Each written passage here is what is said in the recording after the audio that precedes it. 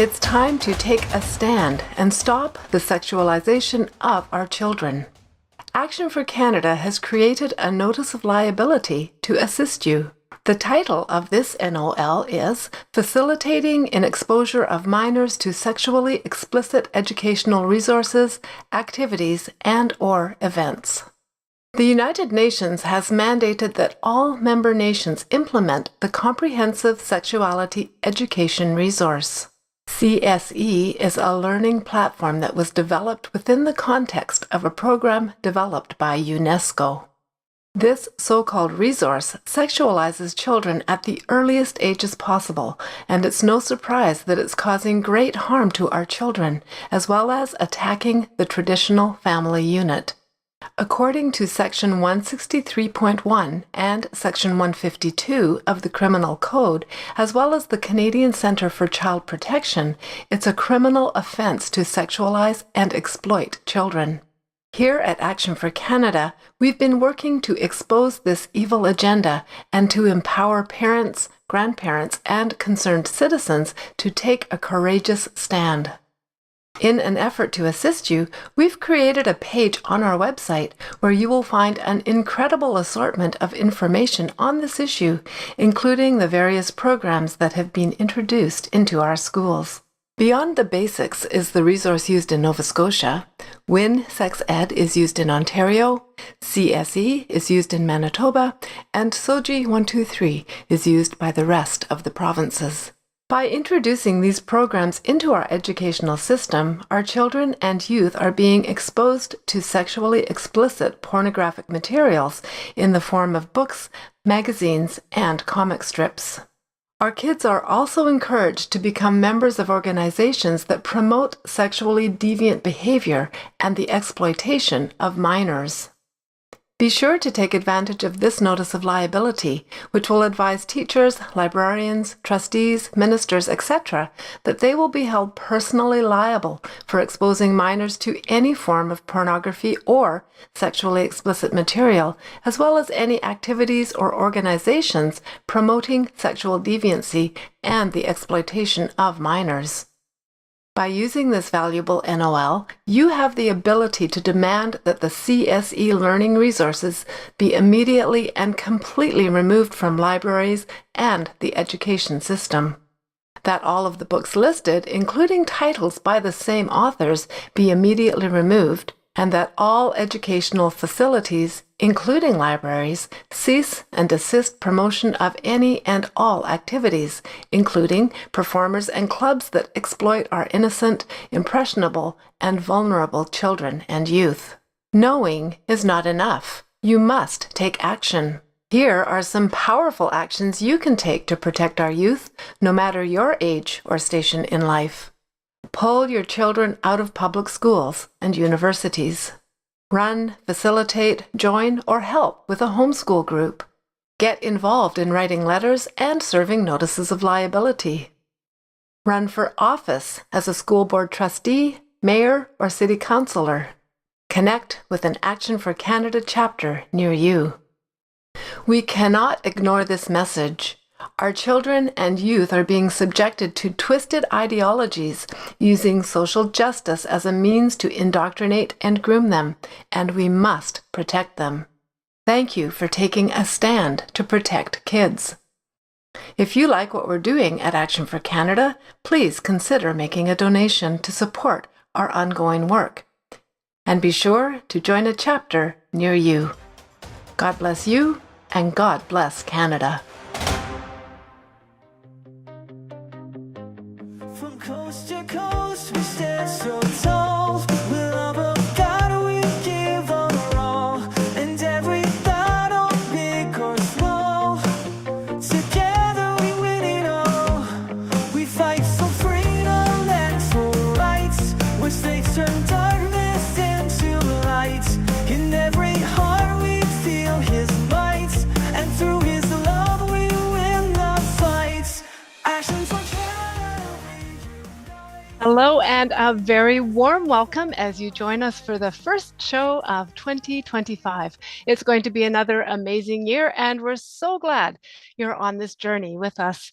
Our special guest speaker tonight is Tanya Gaw, and the title of tonight's show is How to Be Debt Free. It's January 8th, 2025, and this is the Empower Hour.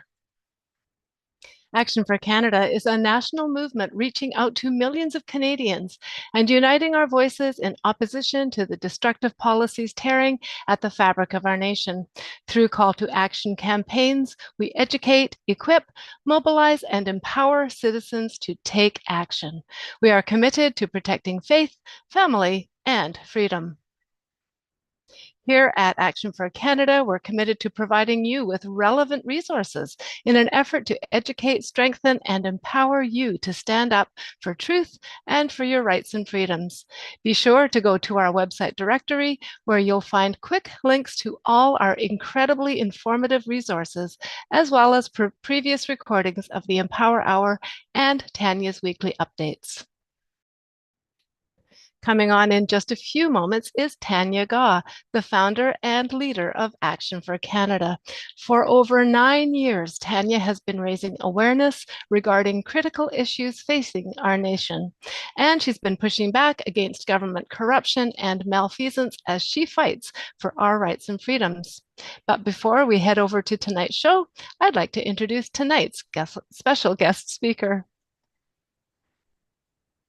We are so pleased that Tanya Gaw is joining us on tonight's Empower Hour. Tanya is an economist, speaker, and author, a frequent guest on numerous television shows and podcasts, and he also has his own website and podcast. He's a powerful and knowledgeable speaker who unapologetically and passionately defends Christian values.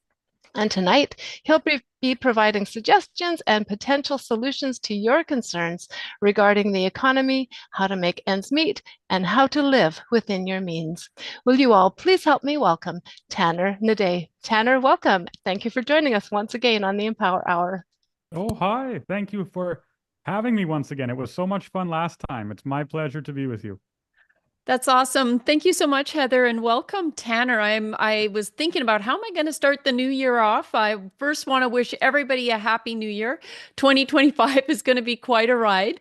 And 2024, we saw the pendulum swinging, the conversation, in politics is changing. The populist vote is winning across the world. I really think that 2025 is going to be a good year for Canada, but we're in for a bit of a fight right off the bat here. And so then I'm thinking about, okay, how are, people were worn out. I was worn out come Christmas and I really needed a bit of a break, and I feel reinvigorated. And I'm looking at 2025, and I want Canadians to feel that way as well.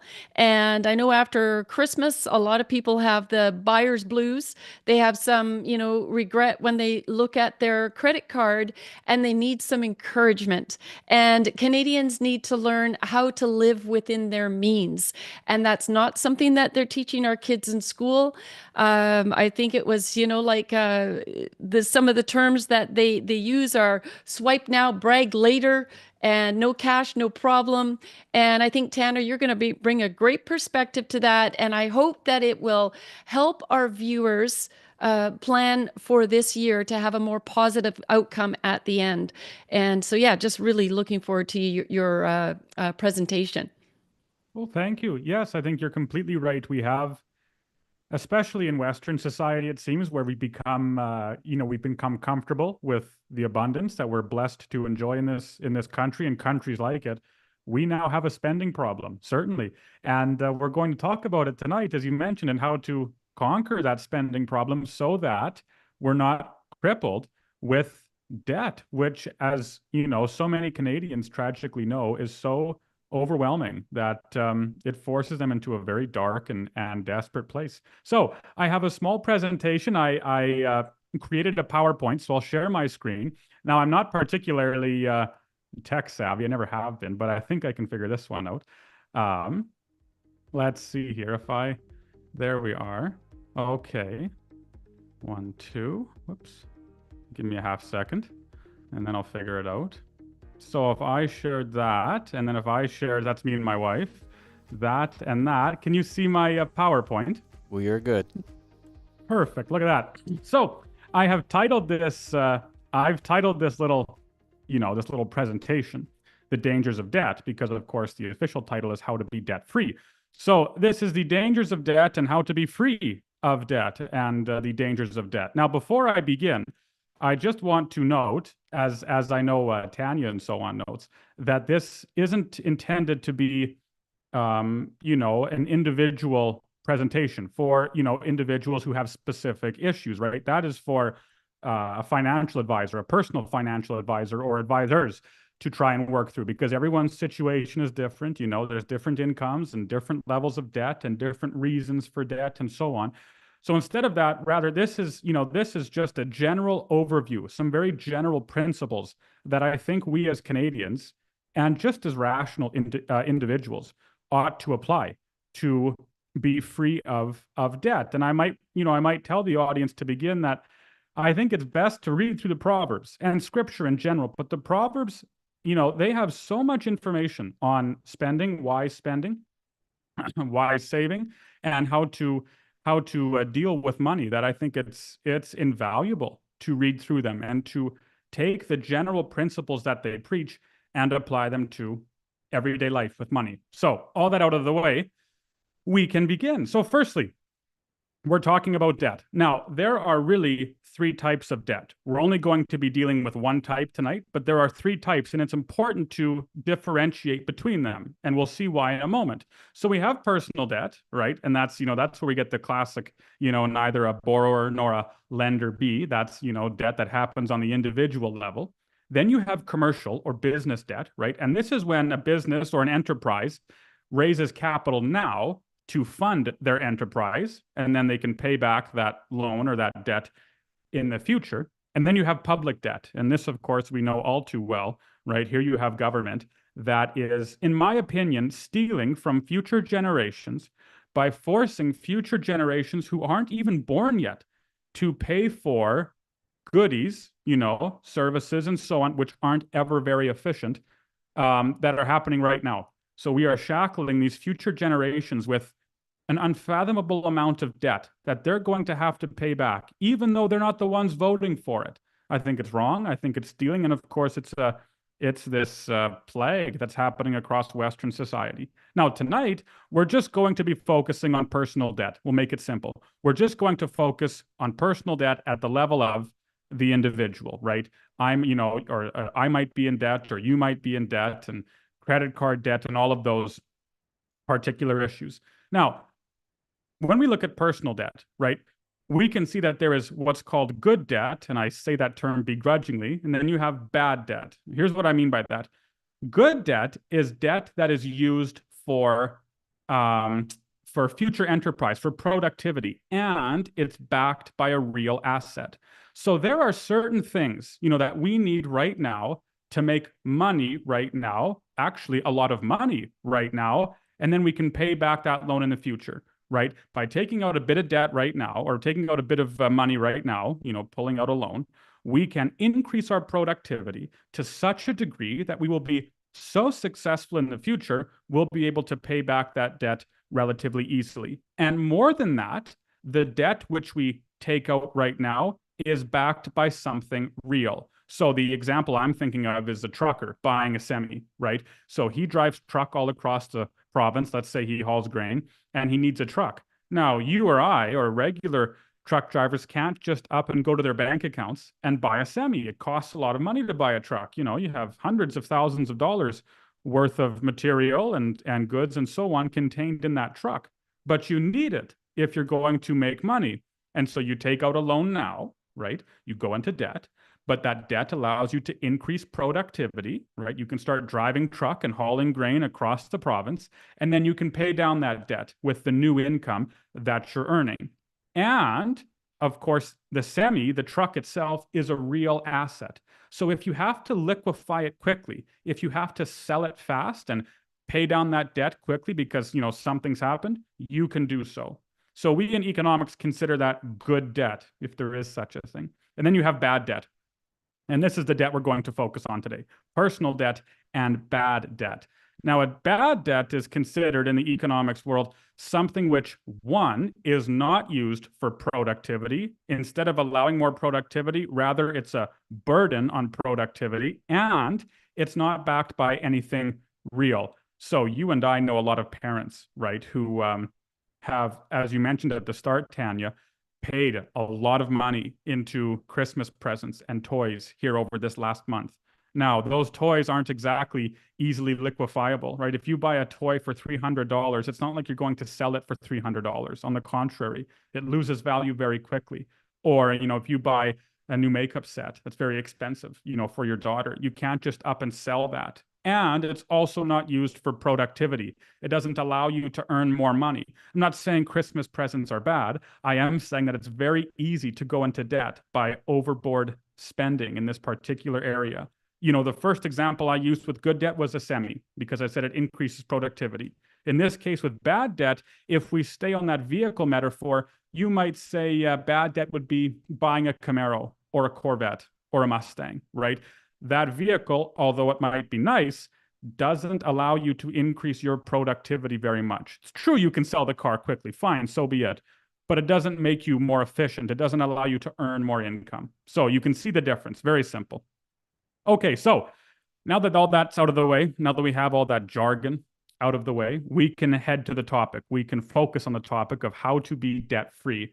There is, of course, a very famous quote by Thomas Jefferson, who said, "Never spend your money before you have it. That's the principle." Now, of course, Thomas Jefferson died in debt, but it wasn't entirely his fault. He was shackled with the debt that was beyond his control, family, and so on. But that principle holds true. The best way to be debt-free is to not go into debt. That's the easiest way to be debt-free, right? On the simplest of levels, the best way to be debt-free is to avoid debt altogether and not put yourself into a position where you're in debt. It's the same with tyranny, for that matter. Chesterton has this wonderful quote where he says, a tyranny is never present until it's omnipresent, which is, it's so true. Tyranny is never here until it's right on top of you.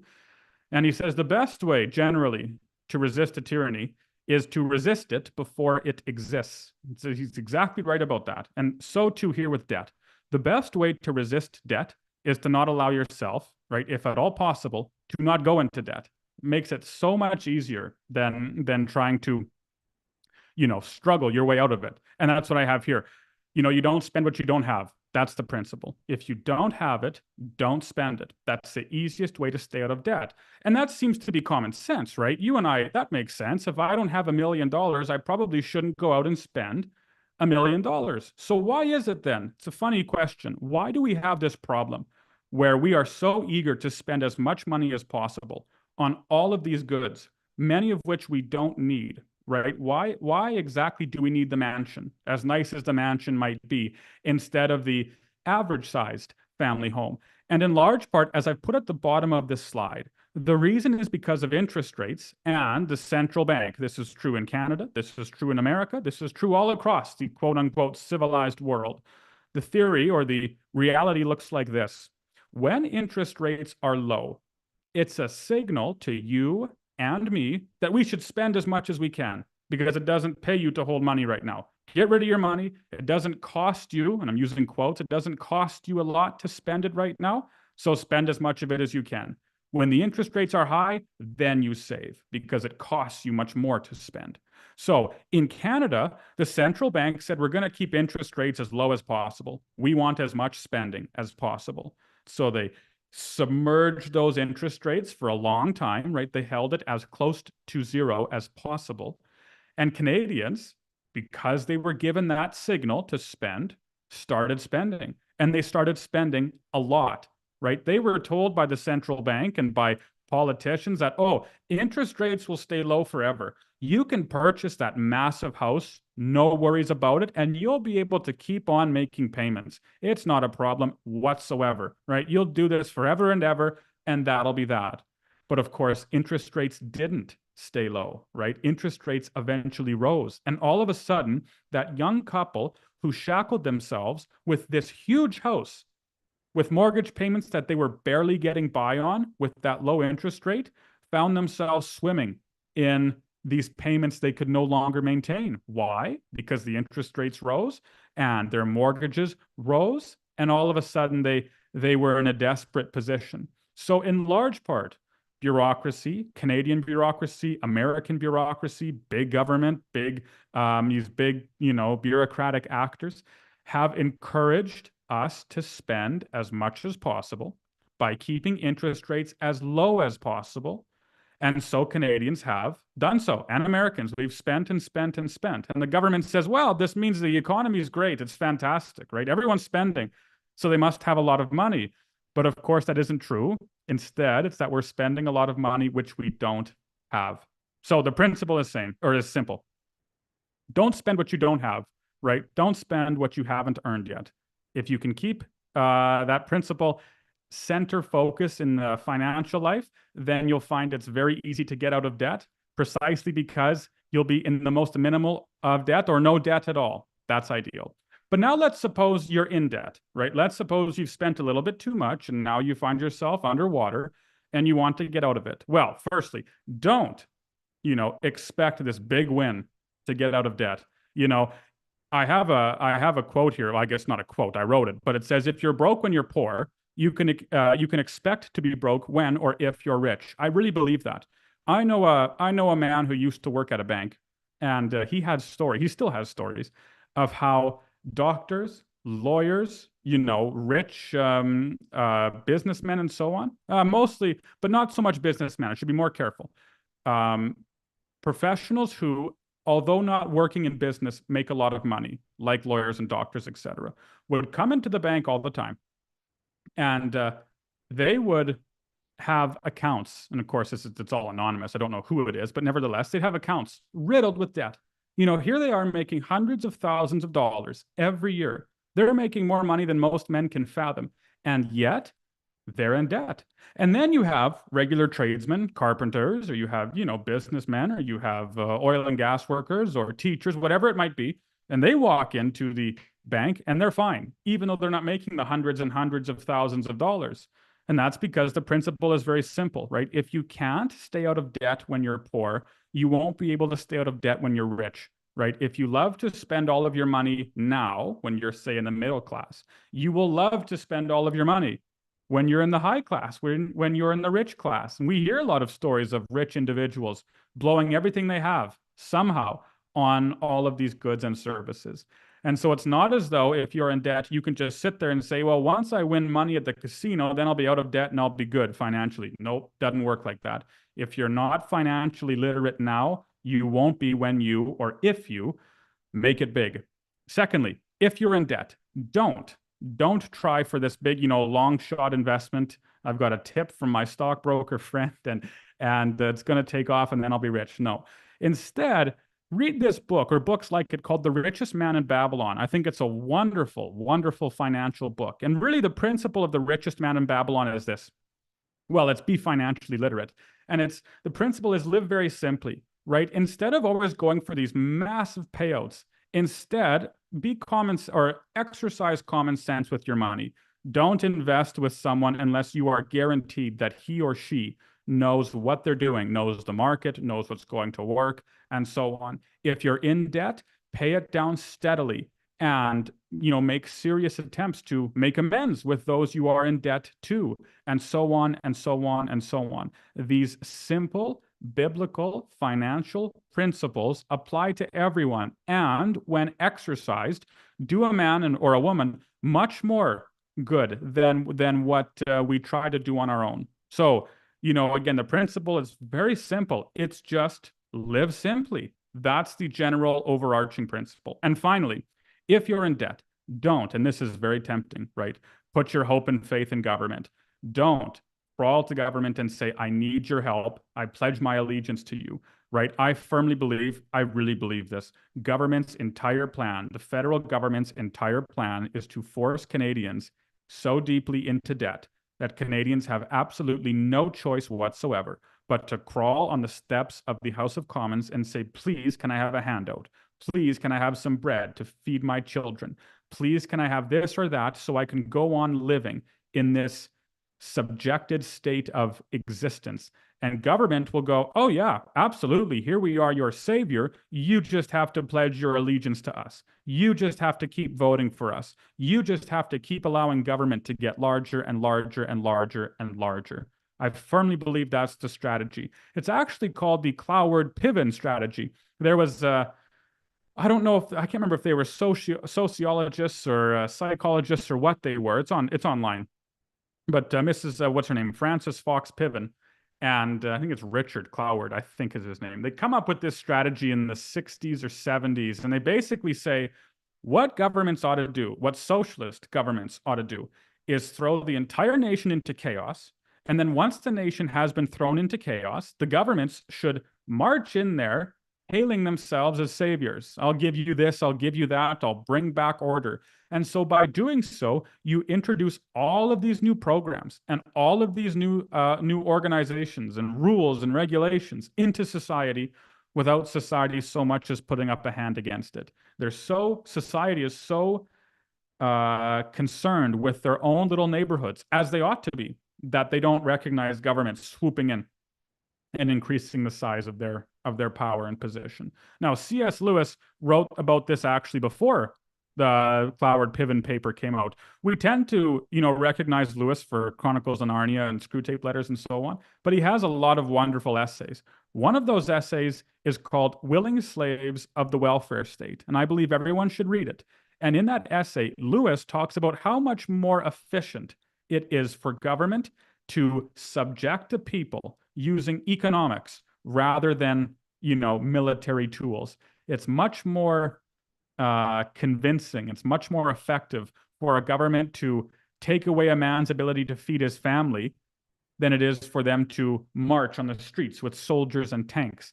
So Lewis is recognizing that government, using economics, will subject its people that way. So too here in Canada. I guarantee they want all Canadians so deep in debt that no one is able to swim out except to, and this is false, right, grab the hand of government. So resist at all cost the desire to go to the feds for help. So now that that's done, here's what to not do when you're in debt. Here's what to do when you're in debt. If you're in debt, do one, cut spending. I'm a firm believer of this, and we speak about it to governments too. If the bathtub is overflowing, right? If you've turned on the taps and the tub is overflowing, the first thing to do is turn off the faucet. You have to, right? You can say, oh, we could just build a higher bathtub. We could just build onto the tub and let the faucets keep running. But of course, by the time you build up that tub, the floor is already going to be ruined and your bathtub is going to fall through the ceiling. So the first thing to do instead is stop the spending, right? If you are overspending, then you need to stop overspending. If you are living beyond your means, then you need to stop living beyond your means. And that takes a lot of financial restraint, of course. That takes a lot of discipline. That takes a lot of self-control. No one's denying that. But it's a necessary step that one has to take. If we're spending on something frivolous every single day and we're in debt, perhaps it's time to start there. Stop spending on the frivolous things and restrain the spending. Like, I know the classic example is coffee shops. You go to a coffee shop, and in today's inflated age, a medium coffee with whipped cream on top is $10. And on one day, it's one thing, but when you get one of those every single day over a period of a month, right, you've all of a sudden you've amassed $300 worth of spending just on coffee. But it's more than $300, isn't it? Because what could you have done with that $300 had you not have spent it on coffee? Well, you could have put it into savings, right? Or you could have put it into an investment. And over the next few decades, that investment would have grown, and it would have grown, according to the principles of investing. And when you retire, you would have, who knows how much, thousands of dollars at your disposal that you now won't have because instead you spent it on, some particular coffee from a coffee shop. Now, again, I'm not saying we should deny ourselves every single little pleasure like that every day. No. But I think if we're spending on all of these frivolous things all the time, then it becomes a problem. And scripture agrees. So stop spending. Next, pay with cash. Okay, so there are two types of accounting in the accounting world. There is something called cash accounting, and there is something called accrual accounting. Now, it works like this, and this is very important for credit cards and the like. If you budget your home based on a cash accounting style of accounting, you in essence say this: if I have $100 on my table, that $100 is mine until it physically leaves the location and is sent to somebody else. So even if I today spend $100 on, I don't know, a TV and an internet bundle, as long as I have that $100 on my table, then it's mine. Even though I spent, I put my TV internet bundle on my credit card, I don't pay that till the end of the month anyway. So I still have $100 in my bank account. That's called a cash style of accounting. Now, an accrual style of accounting says this. It says I have $100 on my table, fine. But today I put a bill for my internet and TV of $100 on my credit card. Well, as far as I'm concerned, even though I don't pay that credit card bill until the end of the month, that $100 from my table is gone. It's no longer here. I can see it physically fine, but it's actually been paid to whoever, to Rogers or to TELUS, whatever it might be. That's an accrual style of accounting. Now, with credit cards, this is the danger. With credit cards, we have deceived ourselves into using a cash style of accounting for our home budgeting when we should be using an accrual style of accounting. So I have a pile of money here, $1,000. Wow, it's all mine. And then I go out and I spend and spend and spend, and I put everything on the credit card, that easy piece of plastic. And I put, how much did I spend in a day? $2,000 on a credit card in a single day. I come back home and I say, well, I still have $1,000 here on my table, so I'm doing pretty well. When in reality, I've already spent $2,000. Even though I don't pay that card bill until the end of the month, I am $1,000 in the hole today because that cash, that $1,000 has to be used for paying the credit card bill. And so instead of using that cash style, which says I have $1,000 right here, even though I just spent 2,000, we should be saying, I've spent 2,000 today. I only had $1,000, and so I have to, make up the debt. Now, the nice thing with paying with cash, right? The nice thing about paying with cash is that it immediately hurts your wallet. We like that, even though we don't really like it. As economists and people who want to be financially responsible, we do. It is far more difficult to pull out a 50 and pay for a toy that's $50 with cash than it is to pull out a piece of plastic and pay for it by swiping. I don't know what it is, but there's something different. You feel the immediate effect of spending money when you use cash. You do not feel that immediate effect when you use a credit card, right? There's a difference there. So I am in favor if, whenever possible, paying with cash. Or if you have to use a card, a debit card, right? Again, I'm not saying, destroy every single credit card you have, not at all. Instead, I'm just saying that they are very devious in that they make you feel like you're not paying anything at all until the end of the month. And by then, of course, it's too late. So cash is nice because you feel it right then and there. And finally, if you're in debt, right, do focus on Jesus Christ. So the general principle of this entire lesson, right, and again, it hasn't been very specific because it can't be. Everyone's situation is different, and everyone's going to have to, move out of debt in their own unique ways according to what their financial position allows. But the general principle of this entire presentation has been don't spend what you don't have. And if you are in debt, work your way out of it very rationally. Work hard. Don't spend so much. Stop deferring all of your spending payments. Instead, pay them right now so that you feel them, and so on and so on and so on, right? It's that simple principle of not spending what you, the simple principle of don't spend what you don't have. And if you do have to spend, say on a house or on a vehicle, then do your best to ensure that one, it's easily liquefiable. So if you have to pay off the debt immediately, you can. And two, do your best to ensure that it allows you to increase your productivity. If a man has to buy a truck, as Sammy, to increase his trucking business, by all means, because he can liquefy it easily, one, and it allows him to earn a lot of money, more than he would otherwise be able to if he wasn't driving truck. And of course, we need homes and so on too. Now, we might not need the big mansion that everyone wants, right? We might not need that massive home, which puts us in debt for 60 years kind of thing. But of course, we need homes, and of course, they're also liquefiable. Now, how certain the payment is going to be when you do liquefy is up for debate, but nevertheless, you can generally sell a home unless you're in a huge depression like we saw a decade and a half ago.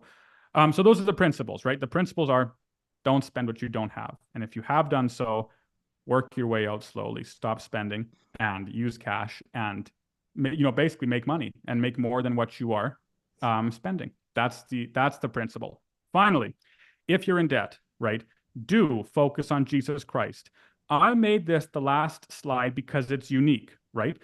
As Christians, we have the special privilege and pleasure of knowing that our Father in heaven provides for us each and every single day.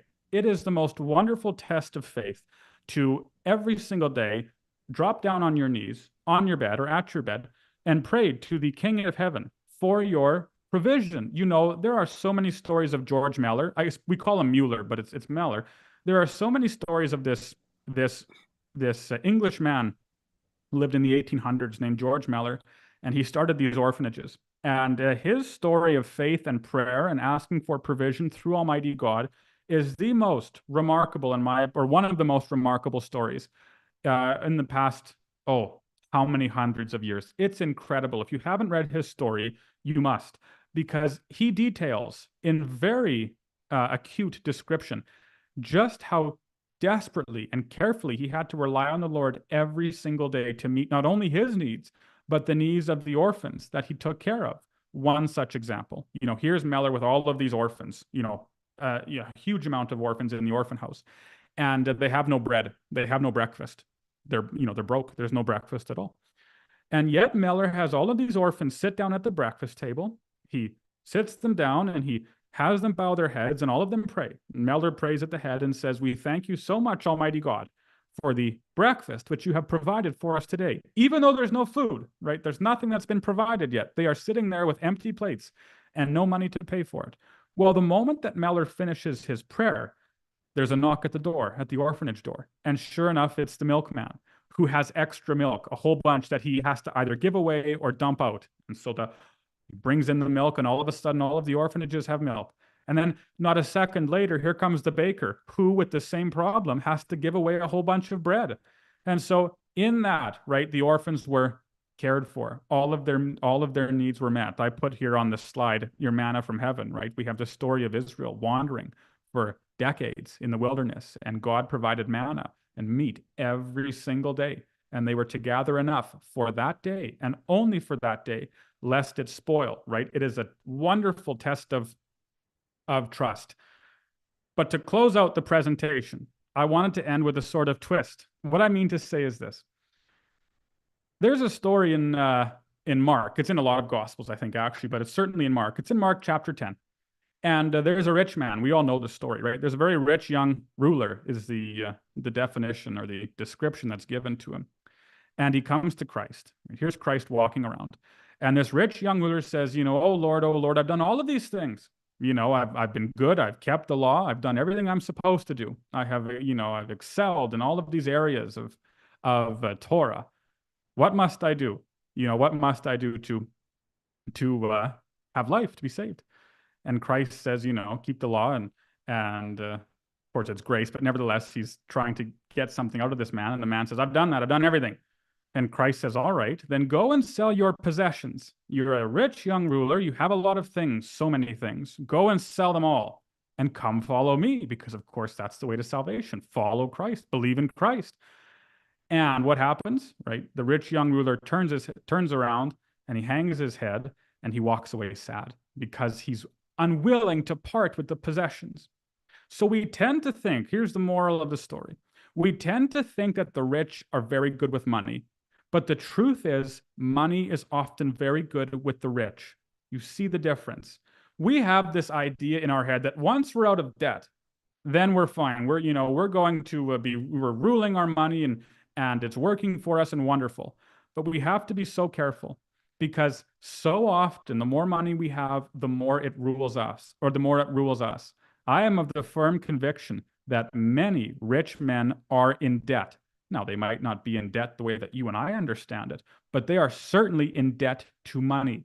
Because as far as they're convinced, money is their salvation. They need nothing. What do they need? They have everything through cash. They can go and buy whatever they want, and they're not in debt. They can go and buy a yacht. They can buy a boat. They can buy a car. They can buy the most expensive and luxurious of homes and vehicles and pleasures and all of those things. And yet they are more in debt to money than the poor widow who every day kneels by her bed and prays to Almighty God for her provision. She's the one who's truly free. The rich man isn't free, right? He is held hostage by money. He is totally indebted to money. He has no freedom whatsoever. But the poor woman, the poor widow who has no money, right? The one who is day by day praying for or to Almighty God to meet her provision is free. She's truly free because she is not shackled by the false security that gold and wealth and money provide. So that's my short presentation about debt and how to be free of debt.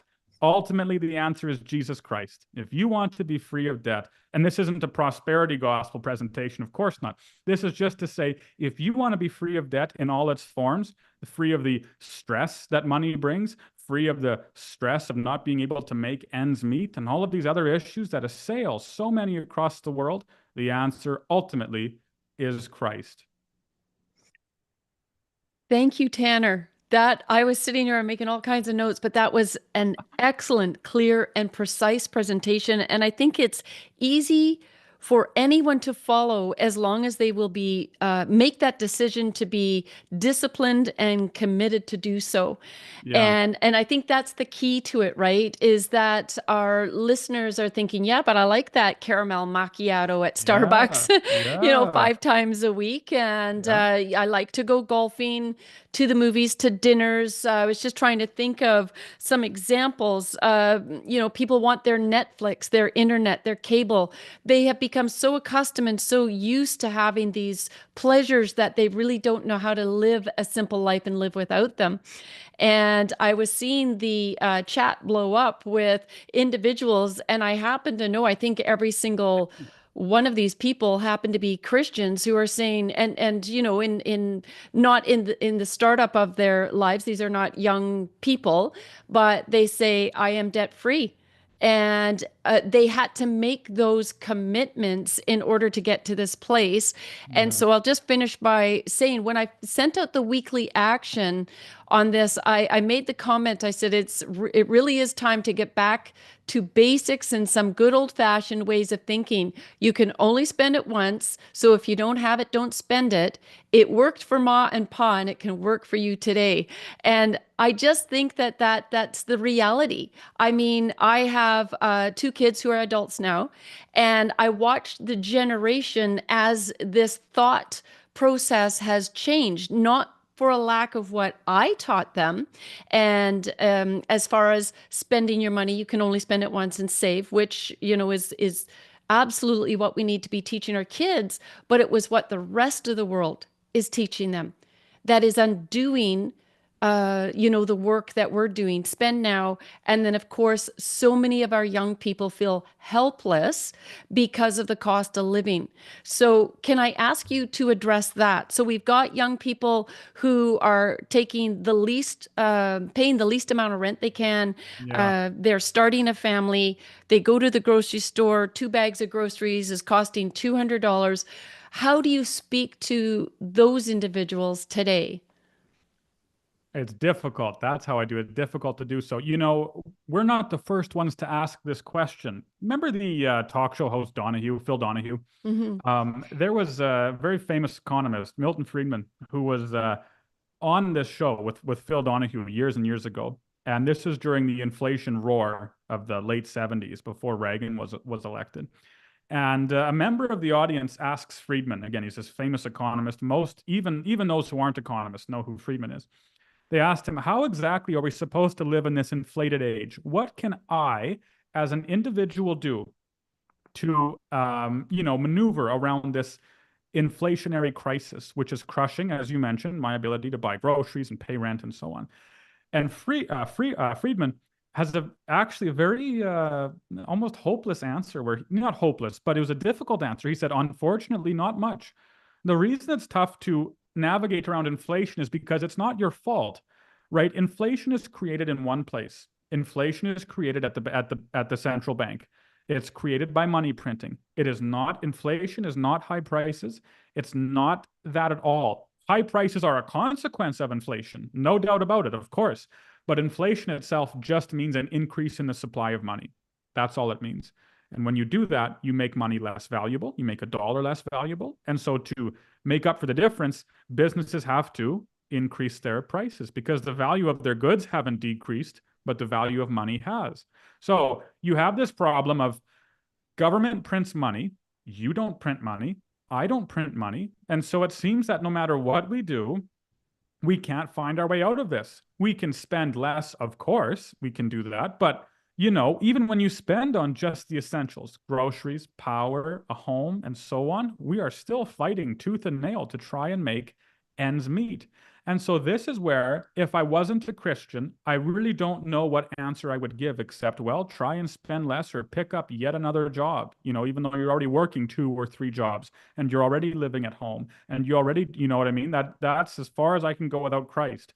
But with Christ, I can say, on your knees at the bed, pray to Almighty and say, really, we need a miracle. And no doubt Christ will provide. He has done so before. He has always done so before. He will do so now, and he will do so into the future. It's not for us to know exactly how he's going to provide, but we have full confidence and trust that he will indeed provide. So from a secular perspective, my answer with the inflation problem is spend as little as you can and work as much as you can to make as much money as possible. Oh, and make sure you work your hardest to ensure that a government is elected, if possible, to Canada, to the Canadian Parliament, which won't spend money, which seems to be an increasingly dubious proposition.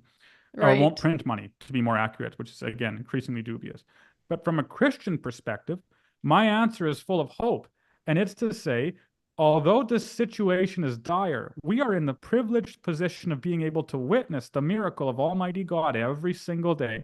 We get to wake up in the morning and say, Almighty, here I am working my hardest to provide. I don't know how I'm going to provide, but I know that you will for me in the most miraculous of ways.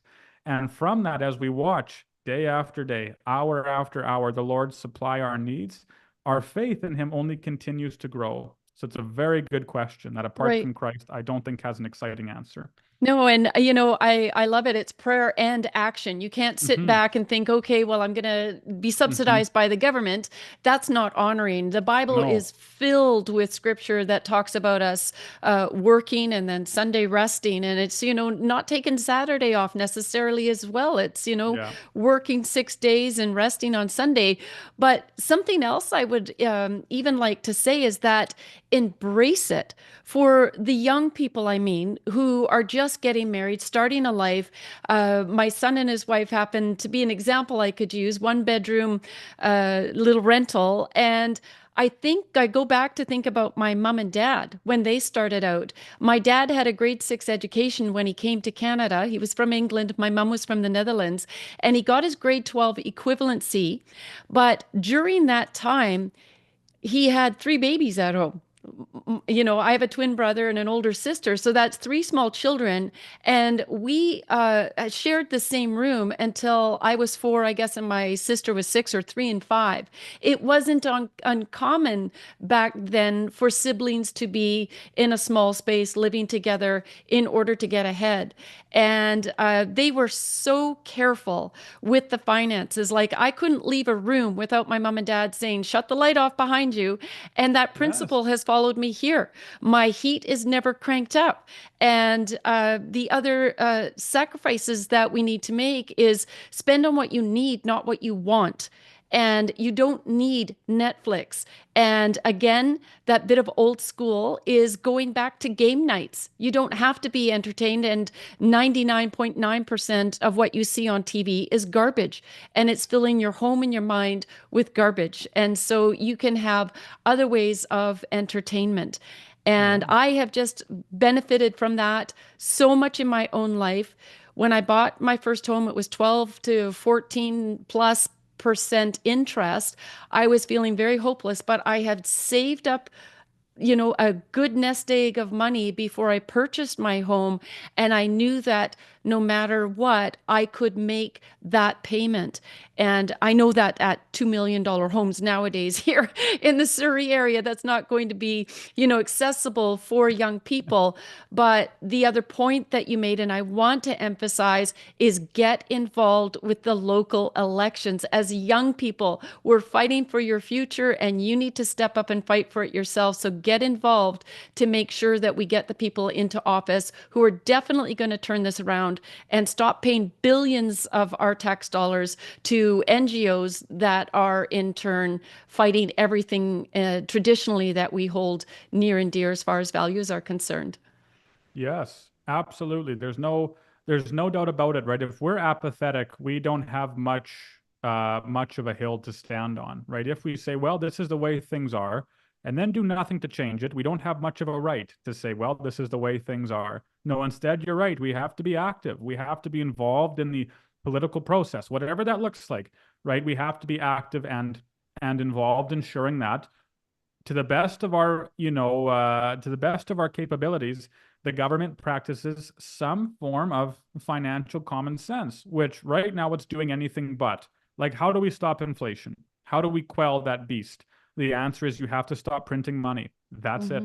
You have to call in the loans as the central bank. Now, that will hurt the country, no doubt about it, right? You would, just like you saw in the early 80s, there would be a period of recession. We're in one now, but anyway, there'd be a period where there'd be a real tightening. It has to happen. It's like a hangover, right? When you're hungover, well, first you drink and you feel great and oh, that's wonderful. And then you realize you drank too much. And then you're hungover and you're very sick. And then, you recover and you're back normal. So too with the economy. You printed too much money, felt great doing it. I'll spend on absolutely everything. Spend on the house, spend on the car, spend. We realize we've printed too much.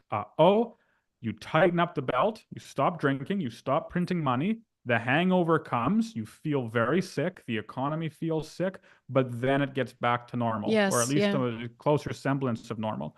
Like, we should know when government members say, oh, the inflation's down, it's only at 2%, it's within the target range, that's fantastic. It's such a pet peeve. They completely neglect the fact that inflation was here, and then it went up like this, and now it's here. And they go, well, the curve isn't climbing as steep, so we're back to our target rate. The answer is no, actually, because inflation used to be here, and it's still up here. Even though it's not climbing as sharply, it's still climbing. And so we just have to take these proactive measures to speak the truth as it is and hold our elected officials accountable for the actions that they partake in to bring about some form of financial rationality.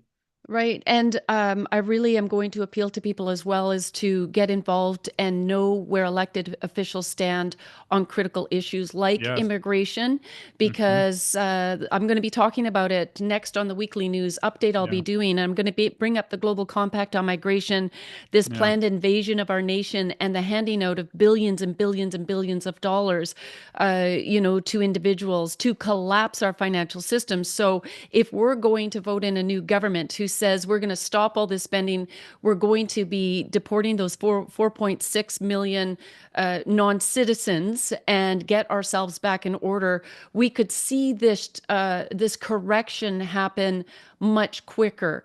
If we recklessly do not pay attention to who we're voting for, it's going to prolong it. So it's really, really important to emphasize that. Now, we have several questions that have come in through the Q&A. So let me just ask a couple here. So it says, what do you think about investing in crypto? Oh, that's a very good question. I have to be careful. I don't want to give out financial advice, and I know it sounds like a cop-out, but just because, here, you can see yourself saying it's a great idea, and then crypto crashes tomorrow. What I can say is the general principle that most competent financial advisors seem to follow is diversify your portfolio. right? That seems to be the smartest way to mitigate risk while also trying to maximize profit. So, am I in favor of investing in gold and silver? Oh, I like precious metals. Am I in favor of investing in oil and gas? Oh, I like commodities. Am I in favor of investing this or that? Oh, sure, maybe. Am I in favor of investing in crypto and so on? Let a man do so. But I would, not that I'm a financial advisor, but what I've heard is don't put all your eggs in one basket. Don't invest every cent you have into oil, because who knows if oil is going to crash tomorrow. Don't invest every cent you have into Apple or into Gatorade or into Sony cameras, right? Instead, diversify the assets so that you mitigate risk and the danger of losing everything, and you also increase the chance that you make money over the long term, right? If you're investing, it tends to be for retirement. It doesn't tend to be for a quick buck tomorrow. That's a different form of investment, which most people don't engage on. So I would, say I've heard diversify, and I would encourage to work hard to try and find financial advisors who are on our side. There's no doubt there are bad financial advisors who love the big spending and who are, when you question them on what they know, clearly financially illiterate. But there are some, there are certainly some out there who are financially literate, and results speak for themselves and so on. So I would encourage a man or a family or a woman, what might have you, to look for those members in your community who share the same worldview. I do believe that's critical, have proven success. This is from the richest man in Babylon, and follow these, relatively simple financial principles. Okay, super. And just so our viewers know, next week we're going to have Brett Oland and Rob Anders on. So Nice. that's going to be quite a duo in talking further about cryptocurrency, Yeah. the upcoming we have the threat of Mike Carney becoming the Yes, leader actually Carney. of the party. How this can Yeah. all happen is beyond me, and he's such a crook. Yeah, But he is. Carney's he's a wolf. pushing. Yeah. Yeah, he's pushing the CBDCs. So we're going to have a great conversation next week on that. So our viewers should plan on registering tomorrow when we put the link up. Okay, so Myrna's asking, would you address debt in retirement, especially if you're in debt? How to go about increasing productivity? Yeah. Oh, that's a very good question. So once again, that's a tough one. Once again, the easiest cop-out answer is, work your hardest to ensure you're not in debt when you're young. When you're able to be much more productive. I think it's very tragic when we see so many seniors having to work even now to try and make ends meet. I think that demonstrates what's in large part what's wrong with this country. Right, we have a financial situation where so many who are supposed to be enjoying the sunset years of their lives are forced back into menial jobs and workplaces to try and pay for rent. And so, not only so, but I do think this is a condemnation against the church at large, in particular.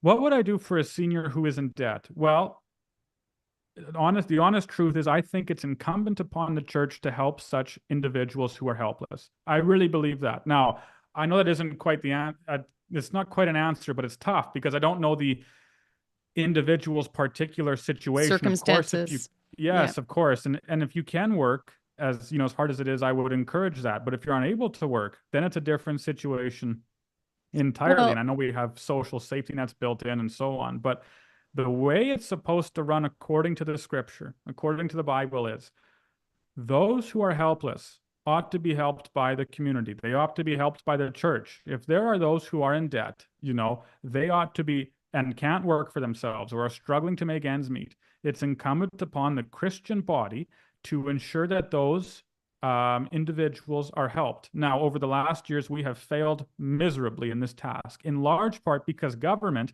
has taken so much of the responsibility, upon themselves to save those who are unable to provide for their families. And the church has allowed it to happen. Again, I think that's wrong, right? The difference is that you have to pledge your allegiance to government. You don't have to pledge it to church. We are to help simply because we are lights of Jesus Christ, right? That is our mission.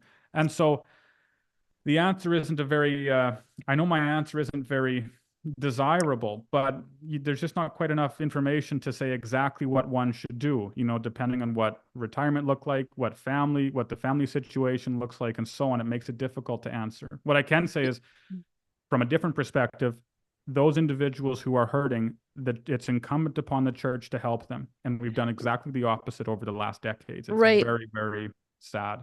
But I know we need to be careful in saying that as well, because you could have people who have been just very reckless in their spending, Yes. who got Yes. themselves in a really bad position, Oh, who, yes. as well as aren't part of a church, whose families can no longer help them. That's not what we're talking about. We're not talking No. about enabling individuals, who have not planned well and now have themselves in a bad situation, who are not repentant over their situation. It would be specific to those as well who are part of the body of Christ, like in a church, who are Yes. being met right now, even with homelessness, Oh, because yeah. their pensions, from no fault of their own, that they're living in a situation where they can't make ends meet. And I know for myself, I am involved in such an incredible church. And if you're not in a Bible believing church, Yeah. make sure you can find one. They are Yeah. around, and how they do help the community and come alongside individuals. But we have a responsibility ourselves as well, Yes. for our actions, and that will balance as well Yes. how you will be blessed and gifted in that scenario. Okay, so we'll do two more questions. We're at the top of the hour here. What advice do you have for mortgages? What is the best term? And we won't say advice, maybe Yeah. recommendation. That's right. Yeah. Do Yeah. I you have can't any answer say, on that? it's just so dependent. This is what makes these topics, although wonderful, difficult, because it just, what's your income? What is your job? Well, job security is a funny thing, right? The Lord giveth and the Lord taketh away. Who knows what's going to happen tomorrow, right? So this whole notion of job security is actually rather, I think it's like a ghost. All of us had job security, and then the lockdowns hit, and you were forced to either get that or lose your job, and all of the job security went away. So that notion is, I think, not as valuable as we tend to maybe make it so. What I mean to say is, it's impossible to give a person advice about what to do with mortgages, what to do with car payments, and so on, unless you have clear, succinct, and defined picture of what their financial situation is like. Now, generally speaking, I tend to think we buy homes that are too large and go on mortgages which are devastating for our financial position, only to discover maybe one day that the house isn't worth what we think it's worth, right? It's certainly much less stress to buy a home which is well within your means than it is to buy that massive home to be the successful man on the block. The Almighty's definition of success is very different than what man's definition of success. Once again, I return to that widow, or the very humble set of grandparents who are living in their modest home, and they are, should they pray to the Lord and believe in him, far more successful than the rich man who builds everything he has for himself and lives in this giant mansion on the coast of Miami and enjoys all of the wealth that his success has afforded him. As far as God's concerned, that isn't really success at all. Not at all. So what would I say? It's this simple that same principle of don't spend what you don't have. I know we all need homes. There's no doubt about that. And there's nothing wrong with having a home. But I think it's very foolish to say, well, I have to be the biggest and the best, and I have to have the nicest and the newest home. And if I don't have that, I'm going to be very unhappy. That's foolishness. And if a man thinks that to be the case, he ought to read the Ecclesiastes, because the whole story of the Ecclesiastes, it's actually brilliant for finances too, is this, right? It's Solomon lives his entire life with all the money. I mean, he was worth trillions, literally, of dollars. And at the end of all of it, he says, it's like smoke. He says it's hevel is the Hebrew word. It's smoke. It's a puff. It's vain. It's what of it? So here's a man who had the nicest palace, the nicest home, everything one could want and more, and he found it to be completely unfulfilling at the end of all things. So too, if a man tries and places his faith and his joy in a house, he will be very unhappy. But the man who places his faith in Christ can live anywhere. He can live in the desert, he can live in the snow, he can live in a big house, he can live in a small house, and he will be just as happy. It's finding a place of being content. Yes. And, as far as the question regarding a mortgage and what would be best, as I know when I was getting a mortgage, it was you try with your own bank, you work for the best rate possible. You shop for a mortgage. I don't think there's any way to say the TD Bank is going to be, better than the Bank of Nova Scotia or Bank of Scotia, what's the name of the bank again? Scotiabank. Sorry, Scotiabank, Bank yeah, of Nova Bank of Nova Scotia. Scotia, Is yeah. there one? Probably. Yeah, the Scotiabank, but it would be a matter of doing some mortgage shopping. And that I think is the only thing we could recommend at this time, because all banks have not been reliable. It's very questionable. And so you've got somebody is suggesting credit unions as well. The last question, somebody's asked about credit cards. It says recently, after 40 years of having a credit card with excellent credit rating, the card company is requesting that my driver's license number and provincial health card number be given to the Visa card company. What personal information is actually necessary to give a card company? What credit card company would you recommend? I would never hand that information Yeah. over. I mean, I gave my information to my bank. I got a credit card through my bank, and my credit card company has never asked for this kind of information. No, neither is mine. It would seem safest to actually go in person to the bank. That would be my recommendation. In this age when, information like identity information is so valuable to criminals and who knows who, it's far better to be safe than sorry. And it's And that same principle of it's best to fight the criminal by fighting him before he has a chance to even take your information. Like it's far easier to make sure he never gets it than it is to try and get it back once he has it. So I yeah, think safety is desirable. Yeah, I was thinking about how all these CBDCs and all the information that they're wanting from us is supposed to Of be course. to, address fraud and credit card Yeah, fraud and all the rest of it. But we know that all of that is through the roof. of course. Anytime that you're putting your information online, it's exposed, it can be hacked. And I was thinking about the good old days when the only way I could get my cash is through the bank or, Yeah, under the mattress or in a sure. safe or however people were keeping it. But to, think that or to fall into what they're trying to sell us right now about it being about securing our money. I would just have to say, give your head a good shake. It is about power and control and making sure they have control of absolutely everything that you say and do. And we'll be talking more about that next week, like I say, when we have Rob and Brett on. So, with that, Tanner, thank you so much again for a wonderful presentation and a good conversation. And I look forward to having you on the show again. Is there any final comment you would like as advice or any tidbit that you would like to leave? I think you've pretty much said it all. It's been wonderful. Yeah. Don't spend what you don't have. That's the financial principle. Don't spend what you don't have and believe in Christ. Those are Yeah. the two principles that will get a man through life when Amen. it comes to finances. Thank you so much. It was so fun being back on the show. Good stuff. Thank you. We'll see you again. God bless.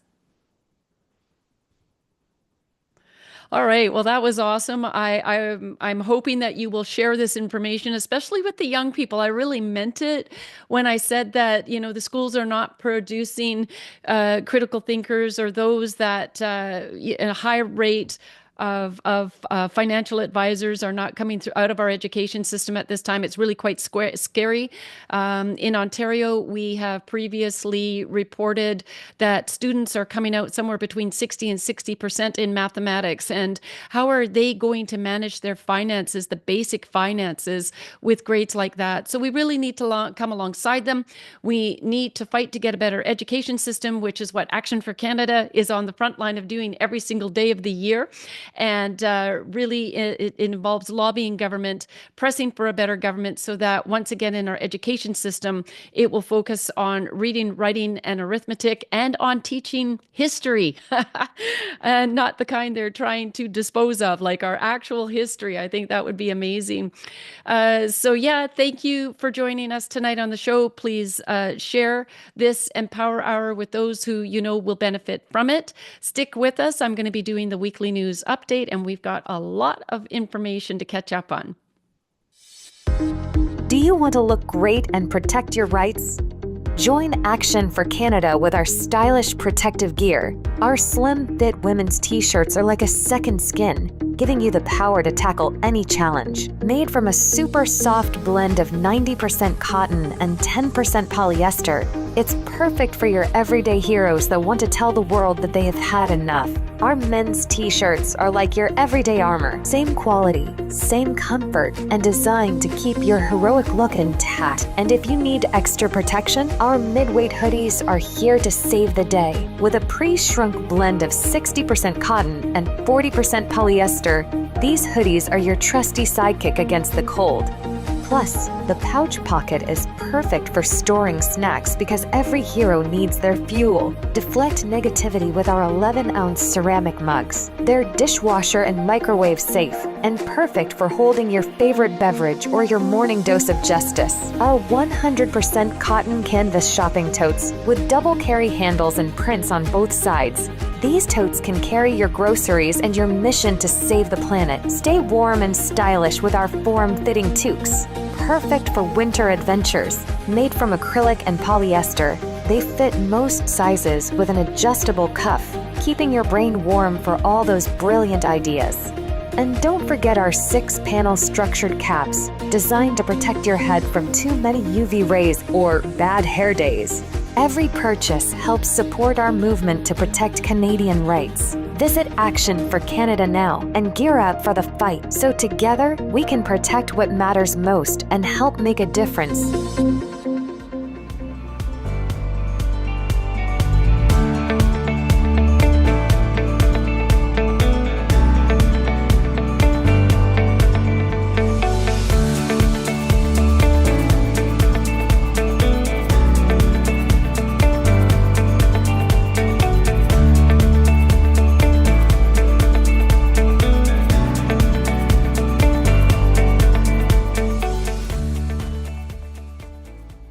Well, hello and welcome to the Weekly News Update. I'm Tanya Gaw. It is January 8th, 2025, so I want to wish everybody to start a really happy new year.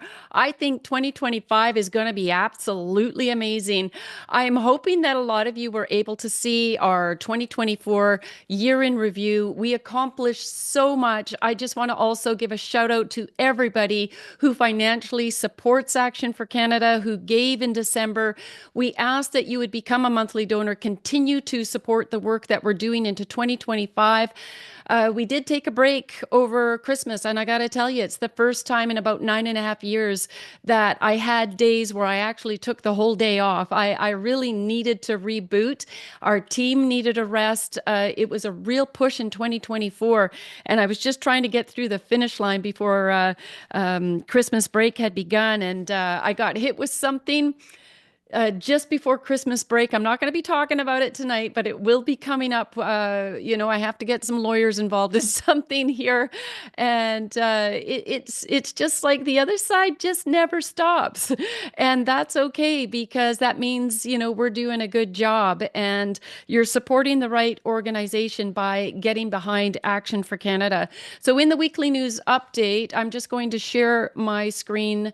And I've got everything volume. Let's do this. There's the map for those of you who are new and just becoming aware of Action for Canada. This is what we look like nationwide. We've got chapters across the country who are working very, very hard on behalf of all of you. And our 2024 year in review, if you just go to weekly emails right here under call to action, you can click and you can easily find this image. Click on it so you can get the download on what Action for Canada has been working on.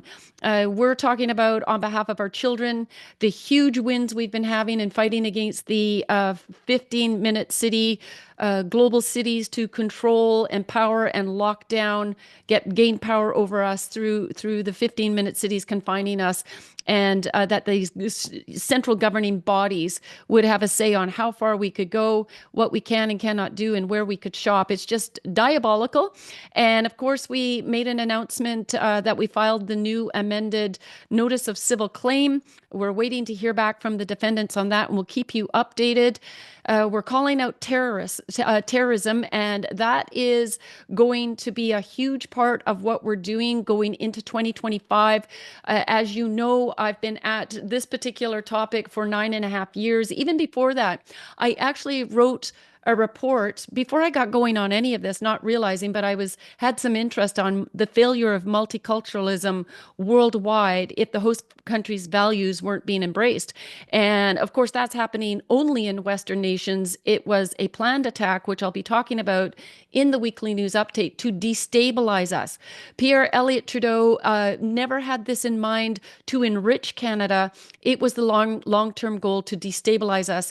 And then you can see how they've put that on steroids through the Global Compact on Migration, flooding us with millions of immigrants, and learning today as well that there's something like 3 million between students and permanent residents who are going to be able to sign up with the Liberal Party. They don't even have to pay to be part of the Liberal Party, and they're going to be permitted to vote. So you wonder why Justin Trudeau is doing all this nefarious stuff with the proroguing of Parliament. We'll get into that a little bit as well. There's just no question. Everything they're doing right now has been crafted and by design, and we need to fight hard to overturn it. So yes, we see what's going on in Europe and the UK. I have been warning people about this for years. It is sad that it has gotten to the state that it is. UK and Europe are under siege. They are voting in populist governments, and that is the only hope, by bringing in the military and by applying really strict immigration policies, deporting mass amounts of people. And of course, that's why Action for Canada as well has been requesting and appealing to people to sign our demand on a moratorium. I did find out through Citizen Go that there was a bit of a problem with our petition, which they've corrected, which could be a reason why we only have about 5,000 signatures on there. As far as I'm concerned, with the position that the majority of Canadians, how they feel about immigration right now, we should have like 1 million signatures on that petition. So we will continue to strive towards that. And then we just go down into all kinds of the other areas, that we've covered, as well as all of the wonderful events that we're providing as well. So with that in mind, you can go and review that for yourself. Take the time, please share it. We want as many people as possible to know about the work of Action for Canada.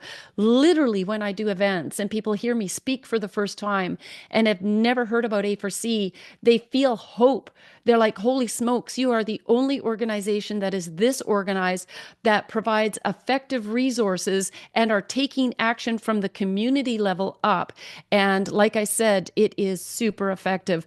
The massive wins, of course, that we reported were that we completely overturned the 15-minute city plan. It was called Plan 2050. I call it the AKA 15-minute city on steroids in the Winnipeg metropolitan region. And I want to play you a brief video, but as well for any of you who missed this through the Christmas rush, we did the call to action campaign in BC against the fraudulent election that had decided that the NDP in the end had won. There are too many anomalies to call this a fair election. And so I'm working with people in the background, and I'm hoping that an investigation will commence and that this decision will be overturned. And in response to Action for Canada's call to action campaign, asking, demanding for a re-election, but an investigation, we called John Rustad's office, and 3,200 people wrote letters, 3,200 people. So it's very, very critical that our members respond to our call to action campaigns, because they are effective. And for John Rustad, he hears the voice of the people, and this is why we're changing the conversation in politics, is because of this pushback. They want to go where the votes are. And previously, the minority groups, the radical, Muslims and the radical sex activists in the LGBTQ movement, which were less than 1% once upon a time, were the squeaky wheel. They got the attention. We are the majority, and that majority rules, and the work that we're doing is paying off as we all unify and work together as a united body. So in the CBC, you just got to love them. What I want you to note is is that they never mention Action for Canada, that they try to undermine the work that we do. When they talk about the hundreds of people that showed up at this event, they had 2 public meetings that the WMR was mandated to have to bring public awareness. And Pierre Atala, as I've mentioned before, our chapter leader, provincial leader in Winnipeg, he did an amazing job at getting people to show up. And that's another reason why you need to respond to our local call to actions as well, because every body is a number and it counts and it applies pressure. And they had to have a place to accommodate everyone. And by the next event, we were able to get 1,000 people showed up, and they had to shut the meeting down. But listen to the spin that CBC puts on this. Framework for Winnipeg and its neighbours is not going ahead. The Winnipeg Metropolitan Region voted this morning not to proceed with Plan 2050. CBC's Bartley Kivas joins us to break down what this means and really why it matters. So, Bartley, what is the Winnipeg Metropolitan Region and what was Plan 2050? Well, the Winnipeg Metropolitan Region is the city and 17 surrounding municipalities. Now, the former PC government under Brian Pallister, when he was around, he required them to put together a regional framework to coordinate infrastructure planning. This plan was created and it was going through a public hearing process over the past summer when it started to face widespread opposition. So really, who was it that opposed the plan and why were they so opposed to it? Well, 2 different groups of people. For starters, several mayors and reeves. Some of them complained, these mayors and reeves, about a loss of autonomy. This plan called for standardized guidelines for developing residential neighborhoods. And there was also opposition from people opposed to aspects of the plan that weren't even real. There was a public hearing in Niverville in August, and it had to be canceled after hundreds of people showed up. So is that really all that it took to cancel this plan? No, it wasn't. I mean, there was a period back in the summer where former Municipal Affairs Minister Ian Bushy defended the Plan 2050, and then days later, Premier Wab Kinew announced the province will let municipalities in the Winnipeg Metro region leave the Winnipeg Metro region. The NDP government then introduced legislation to allow them to leave, and that legislation hasn't passed, but it effectively killed the plan. And that's why there was no opposition this morning to a motion to not proceed with the plan. So where does this leave us? What happens next? Well, it is interesting. In the meantime, in 2 years, the municipalities that choose to remain in the region expect to have a new plan. They have until 2027 to create a replacement plan. Some leaders, like Mayor Scott Gillingham of Winnipeg, say they fear major businesses will skip over the Manitoba capital in favor of other provinces and other provincial capital areas because they can't count on consistent planning rules here. All right, thanks so much. You're more than welcome. CBC's Bartley Kivas. Okay, so a couple of things there. Just the spin, and the average Canadian, unless they're watching our weekly news update, wouldn't know it, but they talk about this infrastructure plan, and how it's all about business and infrastructure according to, what a city council is elected to do. But that's not what they were going to do. They were actually going to shut down major highways, and it was going to affect businesses' operations in areas where people would no longer be able to access those businesses. If businesses are going to leave, it's because of this Plan 2050. They were going to be shutting down mines and wells, and taking control of wells on people's property, prohibiting them from using it. And so the whole thing was very nefarious. And it was because of the lobbying of government that Action for Canada and our members were doing. And we're just so grateful. And that's why I want to emphasize to our members, it's so important that you join our chapters. We are having incredible, miraculous success, and we cannot do this without you. And we want more chapters opening up across the country in 2025. And that is our goal. So please, if you feel, you need this kind of help, I know there's single people out there that are fighting the 15-minute cities, but when you can show evidence like this of how successful we are, you can see why it's important to focus on an organization who has the notice of liability, the resources, the flyers, prepared delegations in order to go to cities and do this kind of work. And then, of course, to emphasize, get involved with the local elections, because we need to get these people replaced. Okay, this was a good news report. I just have to refresh the page. Huge Italy bans solar panels on farmland. I mean, these are just so useless. And I mean, talk about harming the environment. And of course, they're very, very concerned about the lack of agriculture and how this is affecting farming. So I just wanted to bring that to your awareness. That didn't happen on its own. That happened because citizens in Italy, they got up, they got serious, they lobbied government, and they fought for that decision. Now, this is a really frustrating and sad situation. I don't know if you heard about the Canadian police detective who was investigating the deaths of infants from COVID vaccines. And she has had her investigation shut down and criminal charges are instead filed against her. I'm just sickened by what the Ottawa police would be willing to do. I would encourage you to go on my Twitter page and watch this whole video. I am going to play a section for you. Sorry, I just got to go back to this and just to get an idea. But when whoever put this video together, it's brilliant. It's very well done and very professional. And then they give the names of, say, the Ottawa head of police and how his ex-wife ends up being in charge of another section of this case, and just how they are passing it off to people who are on the inside. There's nothing independent that's being done to give this lady a fair trial. So her name is Detective Helen Gruss. Let's just start at the beginning here for a moment. Ottawa Police Detective Helen Gruss urgently needs our support. She's been charged with discreditable conduct and is on the brink of losing everything for simply doing her job, investigating 9 unexplained infant deaths potentially linked to their mother's vaccination status.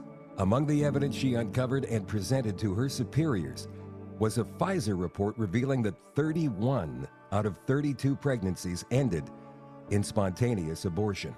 Early in her investigation in December 2021 and January 2022, Detective Gruss warned Chief Peter Slowly and Deputy Chief Patricia Ferguson that the Pfizer vaccine had never been tested on pregnant women and that her squad had noted an alarming rise in unexplained infant deaths.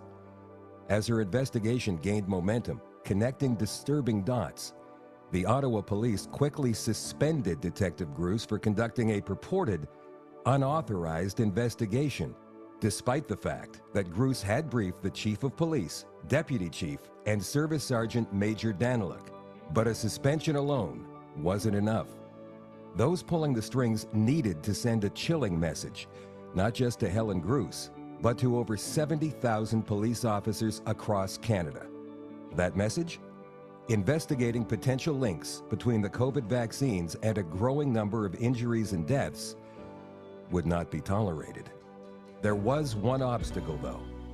Helen's investigation was confidential, so a full-scale public the tragedy. So I'm just going to jump ahead for a moment. Here we go. But all this aside, the calculated actions of the Ottawa police, rogue officers, and state-funded CBC achieved their intended goal. Since Detective Gruss was suspended and not charged, not a single Canadian police officer has dared to investigate the overwhelming evidence suggesting that those responsible for manufacturing, purchasing, and mandating the vaccines were well aware they were neither safe nor effective. Following Detective Gruss's suspension. So like I say, I just encourage you to listen to the rest, follow this story. But why I was bringing that up as well is to bring to your attention the steps that Action for Canada took during the so-called COVID crisis. And I, from June of 2020, was immediately sitting down at headquarters with the RCMP, the second in command at that time, Assistant Commissioner McDonald, and then later on, the second in command as far as the crime division was considered, is considered Superintendent Blackadar. And I remember in 2021, in April of 2021, when Bonnie Henry, our health officer, started pushing the vaccination, so-called mRNA gene therapy, I should call it, for pregnant women, and how insane it was safe and effective and it had been tested. I called them right away. I contacted them. I was pleading with them. It had been a year and they had taken no significant steps to do anything about the corruption. And after a further year of this, I finally put on the webpage, this is now Deputy Commissioner McDonald and Superintendent Blackadar. And to be quite honest with you, my meetings with Superintendent Blackadar were good. They were good meetings. I gave a 25-page affidavit I'd created outlining who Bonnie Henry is, her ties to Bill Gates. And, it was just such a frustrating journey and time. And it was for Superintendent Blackadar as well, because the Crown would not allow them to proceed. But as far as Commissioner McDonald is concerned, I hold him to a higher account. He should have been vocal about this. He knows 100% that the hospitals were empty at the beginning because his father had passed away during that time, and he admitted the hospitals were empty. And this is all of my email correspondence with the RCMP at that time. And I'm really hoping and praying that one day justice will be served, and this gentleman particularly will be held to account. But I just want you to know that Action for Canada has been at this for a very, very long time, and we're still in this fight. And we're still moving forward with our case. We need your prayers that our case will continue to proceed through the courts. I know that many people have criticized Rocco and the way he crafted the NOCC, and that's fine. But others have crafted it differently, and they haven't succeeded. And so can't we just stop criticizing and just pray that one of these will be successful? And so we're committed to see this through to the end. All right. Alberta cop disciplined for speaking at Freedom Convoy event has suspension overturned. And so that was a very good decision that was made as well. This just came out, I believe it was yesterday. And for speaking at Freedom Convoy rally has had his suspension without pay overturned by an Edmonton judge who called the punishment not justifiable. So we are having some wins in the courts. And I remember praying back in the summer of 2020, I was taking on this big, huge case to proceed against the BC and federal government. And I mean, we're talking about the biggest cabal of criminals in all of Canada, and thinking, oh my goodness, what are we doing? And God just said, pursue justice and I'll meet you in the courts. And so I'm counting on that. I don't know what it looks like, but we are going to continue to proceed to fight. Another good news report. Mass resistance down in the United States is having quite an impact, and they have drafted text for state legislatures resolutions that call on the U.S. Supreme Court to reverse its infamous and illegitimate Obergefell ruling. That 2015 decision forced the idea that the U.S. Constitution requires states to allow same-sex marriages. So they want to overturn this. We have been working with this is a quote, with state representatives and senators across the country to introduce a resolution in their 2025 sessions. Legislatures in 6 states are now poised to file them: Idaho, North Dakota, Montana, Michigan, Iowa, Kansas, and to see the list below. And we are in discussions with several more. The reason this is very important, the Conservative Party of Canada, a number of years ago, against their commitment to have the party run on traditional values, voted in same-sex marriage as a party policy. And that is in violation. I mean, every Conservative who is paid a membership should demand that they get their membership money back. But this is the party that you're going to be voting into office soon when you vote for Pierre. And, there are concerns there, but possibly because we've already had a huge impact in what Pierre Poilievre is saying. And as I said, the conversation in politics is changing because the grassroots voice has become stronger than the minority voices, the extremists, who have gotten us into much of this mess. And same-sex marriage opened the door. It was one of the incremental steps to then take it a step further and go after our children. So it is very important that we overturn this in Canada as well. And I know that will, be hard for some people to absorb because they're like, oh, love is love. And I'm choking on that phrase because everything has a Goliath standing behind it. And so it's not about same-sex marriages, it's about the Goliath and the sexual deviancy standing behind it that open the door to further access our children. Okay, the next one is, this is something I posted on my Twitter page. It was pinned. I've removed it from being pinned at the top, so you just have to scroll down a bit if you want to see more. But I encourage you to go down into the comments. So for many months, I've been out walking my dog, and I would smell something in the air, and it smelled like very chemically. And at times it was so strong, I would cover my face, and I didn't know what to do about it. It's like, how do you go to anybody and say how it's invisible? How do we do this? But now it has become very much more clear because it's coming in the form of fog, and I could actually record it the other night. So just see what's going on. This is not fog, and the smell was so strong, I didn't want to spend any time outside. I want to know what they're spraying in the air. It's not fog. It has a really chemically smell. I don't even want to be outside right now. And this has been going on for months. And I hear that other I just people wanted you are to be able to see complaining it. now. So when I had posted it, by chance, one of my team members had texted me at the same time I was posting this about a woman down in Florida. And if you can take a look, like, this was even stronger. This is a Facebook post, so we'll see how this comes up. Hopefully you can see that. I don't see, okay. As you can see. And I saw something on TikTok and I thought, oh, bull crap. But it's not. Look at that. Why? What is this? I have never, ever seen this. Okay, so after I posted it, many people were providing information. I had posted something else. This is being seen throughout the United States, places around the world. This is something that's very concerning. Many of you across the country are saying, we have had such a dark winter. It's been cloudy all winter, 2 months, or it has rained all winter. We've seen very rare blue sky. And we've got a full moon coming right now. Normally when it's full moon, it's freezing temperatures. This is what they are doing to us. I took my dog for a walk the other night against my better judgment because it was a very foggy night. And I woke up this morning, I could hardly talk. I was so congested. And now they're going to probably try to tell people that this is some sort of influenza and to go get their shot. Okay, you need to be lobbying your local government, and you need to be demanding, what is happening. I can't do that for you. I can't even take this problem on.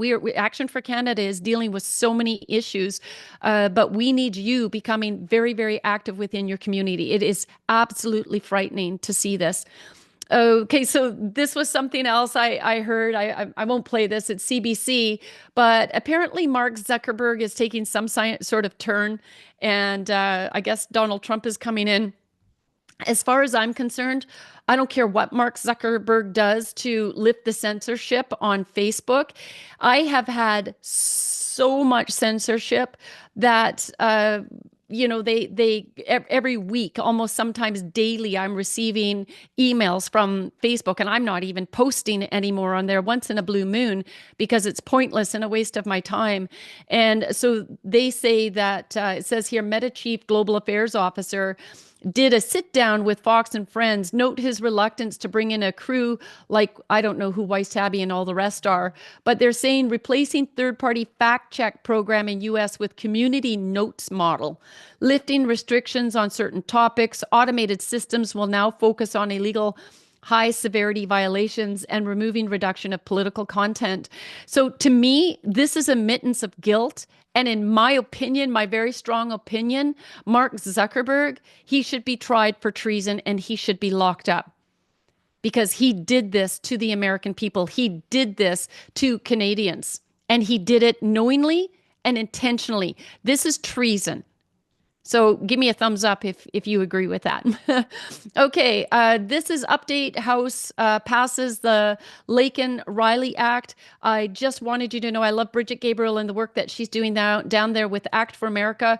This beautiful young woman got murdered by this maniac invader into the United States. And of course, you've heard that so many people are being gunned down innocent Americans, and the attacks are nonstop and ongoing.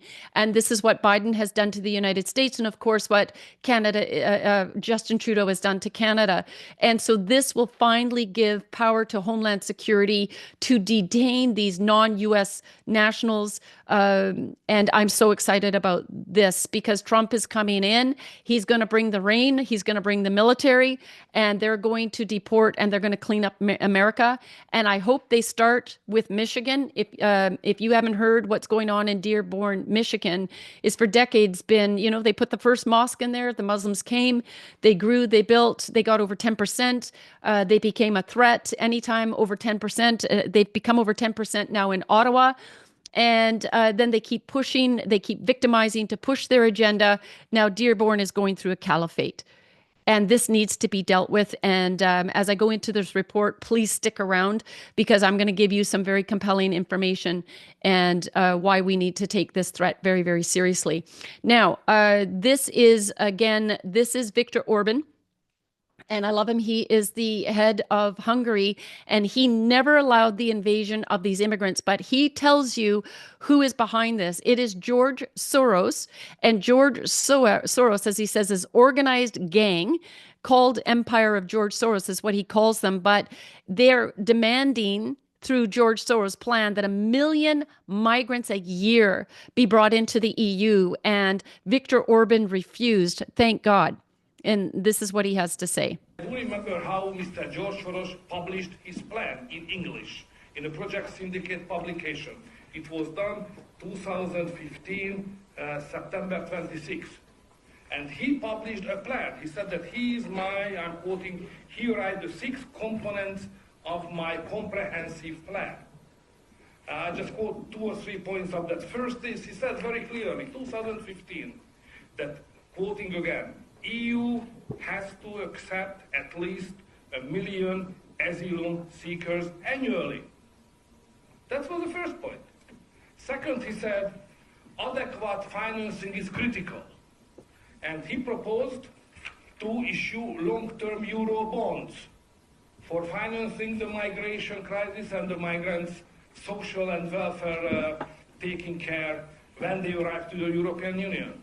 And another point which is very important for Hungary, which is involving the territory of Hungary directly into this program, he said that, quoting them, safe channels must be established for asylum seekers, starting with getting them from Greece and Italy to their destination countries, which means to bring them to Greece, to Hungary, and then have them to go to Austria. So don't forget that what we are speaking about is not an accidental stories, not a bulk of 10 years of accidental stories. It's a plan which is going on. It was written, it was published, it's known. So we are fighting against an organized gang called Empire of George Soros, and NGOs who are just supporting everybody who is transgressing our legal system and our regulation, and financing illegal activity against our nation. So this is why the story is not just about migration, but it's about how this European Union is working and how George Soros was able to captive the main positions inside many institutions of European Union, buying out MPs and other leaders, and in order to execute the plan which is written, and it's against all the Christian and nation-based political forces. It's against us. It's about how to change Europe and how to eliminate and push aside all the Christian, conservative, national-based political leaders and voters from the European Union decision-making bodies. So this is the migration about.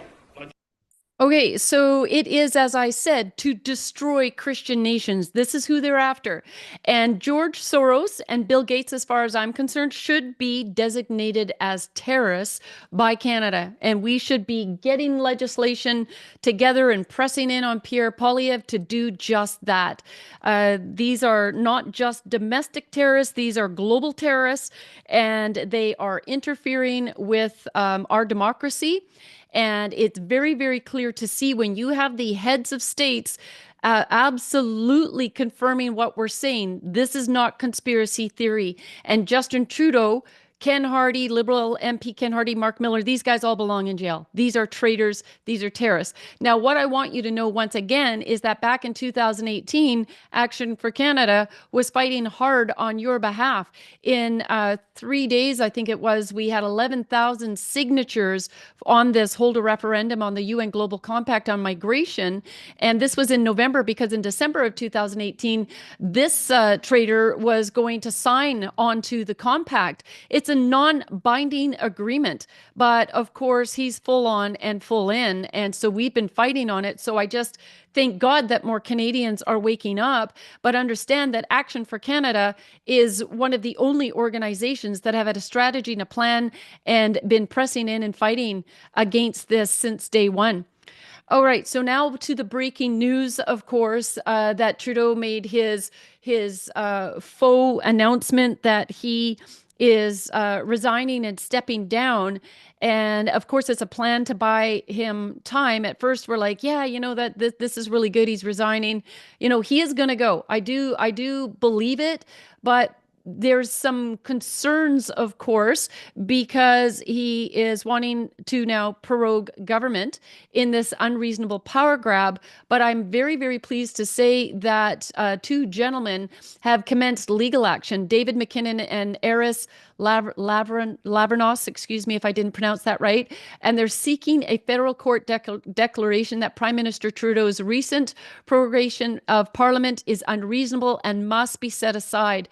And it goes, no explanation was provided as to why they did this. 3 months is needed. I mean, it's crazy. They knew, that they needed a new leader of the party. This is no surprise. Just pick one of those losers and put them in place because it's not going to make a difference to Canadians. We do not want them being elected in the next election. It doesn't matter who they put as head of the party. This is just a tactic to buy time. And I 100% believe that Trudeau, of course, is doing this because Parliament wasn't even functioning properly for the last several months, because if you'll recall, Trudeau had to hand over the unredacted copies of the freedom of information that was requested on the so-called Green Slush Fund, where hundreds of millions of dollars went to people, parties, party affiliates, and heads of committees within the government who were part of the Green Slush Fund and doling out these dollars were actually taking the money for themselves and paying it to their buddies. And so this is corruption at the highest level. Again, these people should be tried and put in jail. And Trudeau, as I just for 9.5 years of this, any Liberal, of course, that has sat and supported and has been complicit to treason should be imprisoned along with Justin Trudeau, and that includes Jagmeet Singh. And Jagmeet Singh, of course, has been working persistently to undermine our Constitution in order to lead the charge to turn Canada, or at least a part of it, into a Khalistani state, because he's part of the Khalistani Reformation and the Khalistani Sikhs, these terrorists that he has been partnered with, how he has been permitted to be the head of a party in Canada, how any of these officials have been able to maintain this reign of terror is extremely concerning. And when a new government gets in, they need to work immediately on overturning the officials at the head of the military and the police who have sat back and not done their jobs. If they have not in any way made any attempts to fight back or to expose or take action according to their oath, they should be immediately removed the day that Pierre Poilievre, or if some by miracle Maxime Bernier were to get in there, we wouldn't even have to ask him. He would have it arranged and be doing it.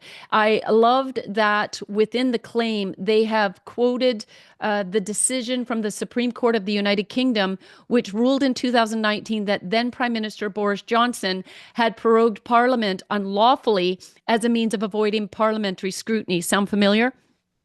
Anyways, it was deemed illegal. And so they've quoted that case. And so we're just going to be praying that that will proceed. I was also on the phone with somebody last night about a further action that is being planned in order to help this action. I can't go into detail on that, but this is what happens when you're not sitting back, just letting everything go by. If you don't think for a moment that I want my life back, that I want to rest and go on a holiday and just enjoy time with my family and my grandson and garden and not be concerned about constantly watching my back, I mean, you got another thing coming. I want that so desperately bad, but we're not going to get that until we absolutely overturn the corruption, and then we hold the incoming government to account, and that we push to have policies and legislation in place that will mean that we will never be put in this position again. We are fighting for the future of our children. I know that my weekly news updates are an hour long. I know that's a lot of your time. People will watch the news, they'll watch a hockey game, they'll watch a movie for 2 hours, but they won't watch this whole weekly news update, and they won't share it. And I'm sitting here giving it my all as I spend all day preparing what is the most important information I could put before Canadians in this hour and 15 or approximate minutes. And so you could honor me and Action for Canada by sharing our information and actually watching the whole video, because it's that important what we're doing. All right, so the Liberal Party going into leadership race with rules allowing foreign nationals to vote. And I had mentioned that there's something like 3 million students, etc. And all you have to do is live in Canada and be at least 14 years of age. Can you imagine that? 14-year-olds voting. And there were already previous reports, that busloads were picking students up at universities and taking them out to vote. Anyways, that's just information here. I won't bother playing that video, but it's pretty serious, my friends. If you aren't going to be, involved at your local level, and that you're going to be there the day of the election counting votes and making sure that you've inserted yourself and that you have a dozen other people that are going to be supporting this, we need to have our eye on everything. And we need to be really coming against all of this and making sure that an election is called immediately, and that Jagmeet Singh doesn't hold off till February to get his $1.5 million in pension, because where he's going to jail, and he should have to forfeit that. That's, again, my strongly held belief. I mean, this is corruption, and we need to call it out. Okay, just a real quick, if you didn't know, world leaders signed WEF treaty. Okay, these are non-binding agreements to Canada, but they still have an impact because there are ridiculous Canadians in government that are, in agreement to this, where they're now introducing age of death laws in the West.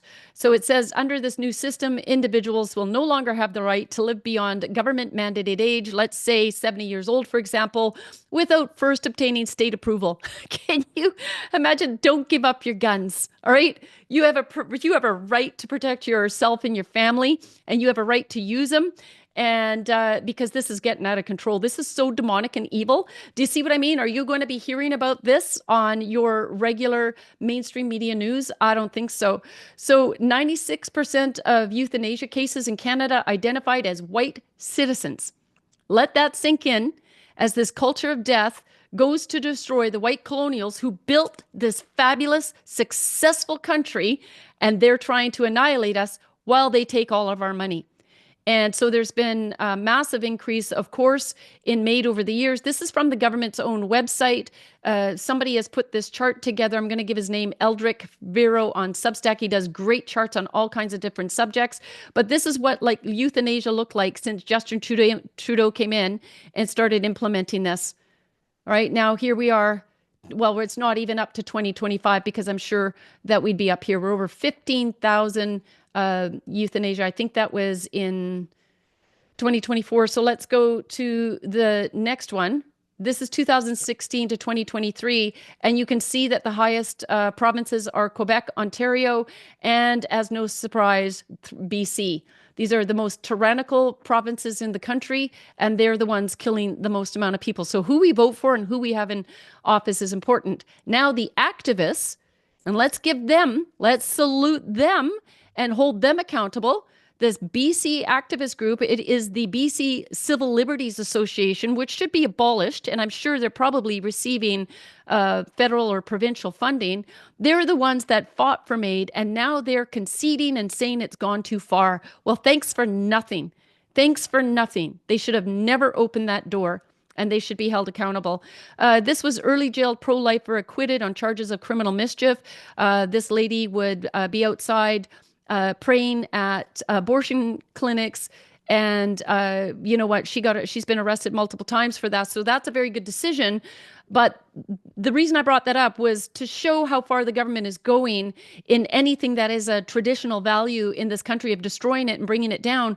You would not know, won't probably hear about it on the mainstream media, that in the 2025 budget, buried way deep down in the pages, they are saying that they will no longer provide charitable status to anti-abortion organizations. Churches. They should have just put churches right there. Amend the Income Tax Act to provide a definition of charity, which would remove the privileged status of advancement of religion as a charitable purpose. There it is. Now, Action for Canada can't get charitable status. We won't. And many of you won't donate to us at the end of the year because you want that little tax receipt. But by doing that, this is what you are supporting. Because if we had more support as an organization, we could have more lawyers involved in more things, and we could be shutting down all these tyrannical advancements that the government is doing. So please consider that when you consider supporting Action for Canada. What happened over Christmas? Workers were fired days before Christmas over DEI. Why? Because they were white. For decades, they grew up in this community, a small town in Meadow Lake, Saskatchewan, at the No Frills. Don't shop there. Don't shop at No Frills. And then Gang and Deep, Sing Dillon, a foreigner, bought No Frills, and he replaced all of the white people. I'm just going to talk about it that way because they're doing, I don't want to call it race baiting, they're doing skin baiting. And they replaced everybody with brown people. I went shopping at Mark's. I don't get an opportunity to go out much. Mark's is a kind of clothing outdoor store in Langley. I recorded it. I haven't uploaded it yet. First night I go there, all brown people, all from India. A couple of days later, I had to go back to return something in the afternoon, total different time of day. And I asked to speak to the manager because all four of the staff behind the tills were all from India. The guy over there with the headphones on from India. And I call the manager out, young woman from India. And I said, could you tell me what's going on here? And I says, where are the Caucasian people? Oh, no, we're a very diverse, community and or company. And no, it's just a different time of days and the schedules, they work in the morning. I says, garbage, don't feed me that. I've been back here a few times. And we need to call these people out. We need to record these businesses, and we need to start posting them online. I want to know who has purchased the Marks. I'm for everybody getting a job. But when you're importing foreigners and giving the jobs to them rather than Canadians, I have a problem with that. And I think India would have a problem with us, importing thousands and tens of thousands, millions of white people and taking everybody's job. So don't tell me that what I'm saying is racist. We need to ship these people back out. We need to get Canada under control again, and then very carefully consider who we bring in. And we need to demand that people speak either English or French, the two recognized, authorized languages in Canada. Previously, I showed you this took place in the fall. These are two Khalistani Sikh police officers for the new Surrey Police Department who were at a Khalistani or a Sikh event. And I don't care if they got, coerced and encouraged to go in and do a sword fight. When we witness what the Khalistani Sikhs are doing nationwide right now in bringing their real swords to the streets, these two pose a threat. I would not be comfortable with their Sikhs head pieces on, coming and showing up at my door to take care of any matter. Can you imagine even how Hindus would feel about seeing this? They are supposed to be politically neutral. So I have filed a complaint. I've asked others to do that. And I got a notice the other day that they are proceeding with that complaint. I said this is not just about this is very bad judgment. And it's not just about bad judgment, but that these two should be removed and set a precedent and make an example of them for any other police officer. You're in Canada now, and this does not fly. You need to be Canadian, and you need to represent all Canadians, not just a diverse community. And in Vancouver over Christmas as well, you may have heard about it. If you didn't, the pro-Palestinian chant was death to Canada, death to the United States, and death to Israel, before telling the crowd we must do it, in an apparent call for violence. This, of course, has been reported to intelligence. I made a phone call myself. More Canadians need to do that until we see these people deported and Islam completely 100% shut down in Canada. And I mean that. Every manifestation of Islam in Canada, every mosque, every Islamic center, every school needs to be shut down.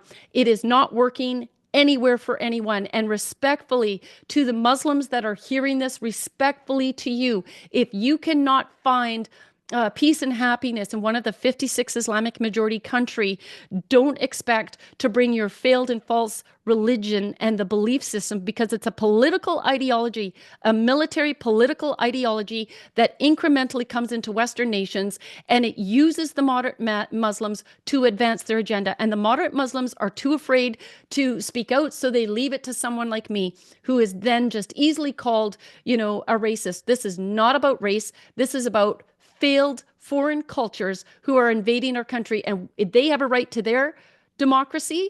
We have a right to our sovereignty, and we're going to fight for that. And we need to be bold, and we need to speak out, and we need to make this happen. In the designated terrorist group to host Islamic supremacy conference right here in Mississauga, this is being called out everywhere. This is 100% an extremist group. And of course, they are talking about America. Canada is being used as a Islamic terrorist grounds for attacking the United States and taking down Canada. Justin Trudeau is fully aware of this, and he has weakened our military. He has told our police to stand down. He criticizes anybody who speaks out about this, but the voice is growing in Canada. And I've been talking about this for at least 10 years, and I need every single Canadian to make this an election issue. Again, back in 2020, we found out there was an unsealed transcript that Doug Ford had sealed, and we say allegedly with an individual, Waleed Solomon, who was the assistant of Aaron O'Toole, head of the Conservative Party. While Aaron O'Toole was head of the Conservative Party, Waleed Solomon is being said to have said in this recording that he is Muslim Brotherhood. And Doug Ford has refused to release this document. We need more Canadians fighting on the front line with us. If Waleed Solomon is innocent, then this transcript will prove that. So why is it that they are not making this known to the public? And that would be one of the highest levels of political entryism at that time. But now it is Arif Virani, who is the Attorney General of Canada, a Muslim. And I'm not saying he's a terrorist, but how would we even know at this point? He's certainly not acting on behalf and in the best interest of Canadians, so he should be investigated. This is just out in November. The return of ISIS arrests are spiking in Canada, and youths are driving the resurgence. 2017 public report on the terrorist threat to Canada. Message from the minister. All right, it talked about terrorism, terrorism, terrorism. This is not a new issue. The problem is this man, Mark Miller, has opened the door wide. He has opened the door wide to terrorism, and he's doing it on purpose. There's no doubt in my mind. This report happens to say foreign student refugee applications exceeded 11,000 in the first 8 months of 2024. So the foreign students in India, Pakistan, etc., they're coming here. They are being coached to say, go in as a foreign student and then claim to have refugee status as soon as you get here. And crooked lawyers, Sikhs and other Islamists, etc., these lawyers are coaching them, facilitating them, and they're being paid to help facilitate this. To have our country disrespected in such a way, this man belongs in prison. Lock him up. Mark Miller. This is what the Muslim population, this is from one of their pages, looks like. So in 2001, they were 2%. In 2021, they at 4.9%. This is very concerning because they say when they reach 10%, then we're in big trouble. In Ottawa, I just received a report that they are at 10%. In other areas like Fort Mac, where our largest mosque in North America is, I understand they're somewhere at maybe 30%, maybe 50%. I have not checked it in a while. And where is our largest oil resource? Okay, they are very strategic, and they use victimization in order to infiltrate. This is one of the ways. They are trying to designate January 29th as the National Day of Remembrance Against Islamophobia. Islamophobia is a made-up word. There is to quell criticism of Islam. And as we know, Islam is up for criticism because it has one of the highest terrorism components in all of the world. All right. So why is it that Justin Trudeau and the Liberals, along with some Conservatives, voted in favor of motion M103? And that has to be overturned. It's only a motion. And nobody can go to jail for this because there's no such thing as Islamophobia. We need to talk, and we need to talk boldly about it. And we need to have the recognition of the month. I know there was all this big talk about December being, Christian Heritage Month. I'm sorry, that's great, but it's Christian Heritage Day every single day of the year. This is a Christian nation. It's founded on Christian principles. We need to get rid of the Sikh Heritage Month, and we need to get rid of the Islamic Heritage Month and the month of Ramadan. There is no celebrations for any other cultures any further in Canada, and we need to vote in a government who's going to be willing to do that. And I'm talking very firmly about this because I'm paying very close attention to what's going on in Europe and the UK. And you can see right here, UK schools forcing British students to learn about Islam, including how to pray to Allah. These kids are feeling so pressured. You should hear this young man. I won't play the video because I know I'm coming close to the hour of my weekly news update, and I've got a few more things I want to cover. But my friends, this is not an anomaly, okay? This is going on across Europe and the UK.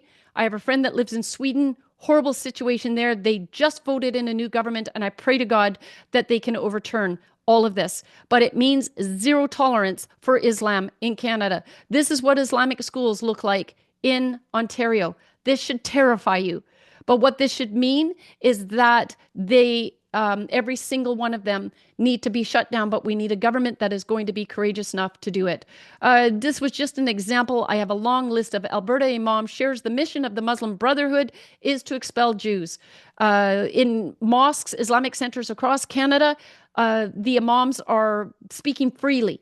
There is nobody shutting down these mosques and Islamic center. It would be so easy to clean house. In the report that I have here, I know it's huge, but it's mostly news reports showing you what it is to support what it is that I'm saying. And in section 3, we talk about all the Islamic centers that are speaking out against Canadians, that are implementing Islamic law. And then at the very, very bottom of this report, it talks about Sharia law. Okay, this is a number one danger to Canada. And as I mentioned, that report can be found on our political Islam page, which is under current issues. Just get up. Don't be intimidated by it. Just a lot of the sections are news reports, but it shows you that what I'm saying is factual, and I have evidence to support that we have been under attack for a very long time while we were forced to be silent so as not to offend them. You know what? Democracy, as Tommy Robinson will say, is going to be when they're worried about offending us. And that's where things need to take a shift. I'm going to work towards having Elaine Ellinger on. She gives this incredible report about how Muslims are using their places of employment to advance their agenda. CARE is considered a terrorist group who has been given the freedom to continue on in the United States. They have affiliates, organizations that are operating here in Canada who are doing the same thing. They are saying, you know what, go and make a demand like I'm going to wear my hijab. The employer will say, no, you can't, do that. And then they'll file a complaint and do some lawfare. We're going to continue to report on this and expose this throughout 2025 until this is shut down. Just wanted to show you, there was the massive murder of the people where the car was driven through the German fair. We were off, so I didn't do a weekly news update on it, but tens of thousands of Germans have come out in opposition. Do you see this? We are still the majority, and we better learn how to act and be warriors ourselves, because the Muslims have it down pat. And right now, we're no match for them unless we maintain our guns. And unfortunately, the Brits, I believe they had all their weapons taken against them for such a day as this. But they will find a way. They have a very courageous leader in Tommy Robinson. I've been attacked constantly, and it's starting to get less and less, or not attacked, but criticized for my position on shutting down the mass everything Islam in this country. But I want people to understand, it's always about, oh, Tanya, you should be more sensitive towards the moderate Muslims. And I say, with all due respect, as I've said, do you know what bowing down to the moderate Muslim does in shutting down the opposition to Islam? So for my position was 100%. Somewhere I've hit, they are completely ignorant of where the path of tolerance of this false religion leads every time. And the moderate Muslim is what the radicalists are using as their Trojan horse, right? They're saying these are lovely people. I have neighbors. They seem like lovely people. But then when you go to the Quran, there's taqiyya, which means that they are encouraged to lie in order to advance their agenda. So is what I'm saying reasonable? Because if you could name one country that was living at peace with moderate Muslims, I want to hear about it. I want you to write to Call to Action for Canada and let me know. Because what happens, in fact, is, as you can see here in Ireland, I'm just going to blow that. Sorry, I didn't know the volume was going to be on. This is the chaos going into all these countries. And the common thread behind all of them is Islam, or Muslims. This is what George Soros has intentionally imported to destabilize us. These are the warriors on their streets that are creating this kind of chaos. I don't want this happening in Canada, and it already is. It's building as the Muslim population is building. To express from the Quran, to quote from it, I will cast terror into the hearts of those who disbelieve. Therefore, strike off their heads and strike off every fingertip of them. That's the Quran 8:12. Maim and crucify the infidels if they criticize Islam. Quran 5:33, the unbelievers are stupid, urge the Muslims to fight them. 8:65, Islam's mandate of followers to kill non-Muslims and Muslims of other sects comes directly and repeatedly from the Quran and is repeated by devout Muslims 5 times a day. But because of taqiyya, we don't know really who our neighbors are. And so it's just time to shut it down. It's just say this isn't a fair fight. And so we're not going to play fair anymore. We're going to take care of this. And we got to think about Canadians and the future for our children. And for those who genuinely are coming to Canada to flee persecution and find refuge, bring us the Christians. Bring us the Christians from Pakistan, from India, from the 56 Islamic majority countries whose daughters are being kidnapped and raped, who are being beheaded, who are having blasphemy laws against them. Bring us the Christians, because they will appreciate being in Canada and will align with our values. So just hear what Tommy Robinson, his name is Stephen Yaxley Lennon. And I want people to know that his name is Tommy Robinson, and that he used that as a pseudonym as he spoke out to protect his family. But now the people need to know who this hero is. He's in prison. He has an 18-month sentence, and I'll be playing his an appeal from prison that he just made the other day as well. But just let's listen to this man. Already should have been a revolution in this country over the rape and prostitution, torture and murder of our daughters in every town and city. Not just the fact that the Islamic gangs done it, the fact that they knew about it. They covered it up. The police forces knew about it. They all let it happen. And they say it out loud. They let a generation of our daughters be kidnapped and raped, and they did not care. We are seen by them as cattle, yeah? And they do not fear us. And when we fear them, that's tyranny. When they fear us, that's democracy, yeah? And we need to, I said, we've sat back, we need to get organised. We need to unite this nation. All we're hearing about is the Muslim vote, the Muslim vote. Well, the Muslims make up 7% of the UK, yeah? We are a majority. We have had enough of mass immigration. No one's asked us, did we want 1 million people imported last year? No one asked us if we want to continually go into war. No one asks us. That's not democracy. No one's asking us the key decisions. Yeah? The key decisions that are affecting us all. Already should have been a revolution in this country over the... All right. So can you imagine he's in Britain and the UK dealing with the exact same thing we are, because this was a targeted invasion. And as the leader, Viktor Orban, had said to all of us and stated very, very openly that this was the George Soros plan. All of the money that is being transferred, this huge wealth transfer from Canadians, Americans, and people around the world in Western nations is all going to the IMF and the World Banks. The International Monetary Fund and the World Banks. That is going to the United Nations and George Soros, that is funding the countries that will implement the mass invasions. All right? This is all kinds of wrong and corruption, and we need to learn about it. We need to know what's going on, and we need to put a stop to it. So I'm going to just play, I know it's 12 minutes long, and I would love for you guys to listen to the whole thing, but I'm just going to play you a short bit before I wrap up here.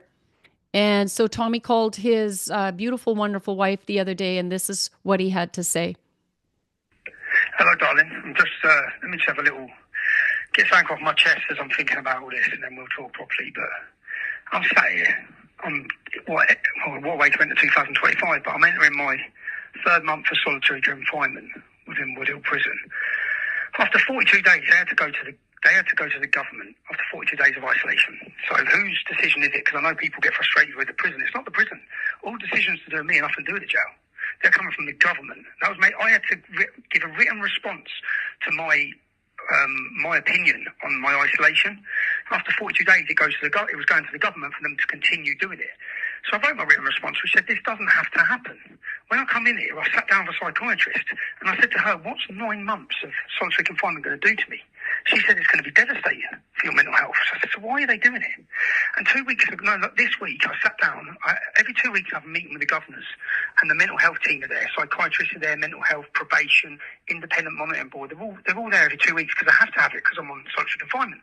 And this week, I said, I'm going to say this because I feel different. I'm telling you, I know how I feel. I feel different. I know I'm only 2 months in.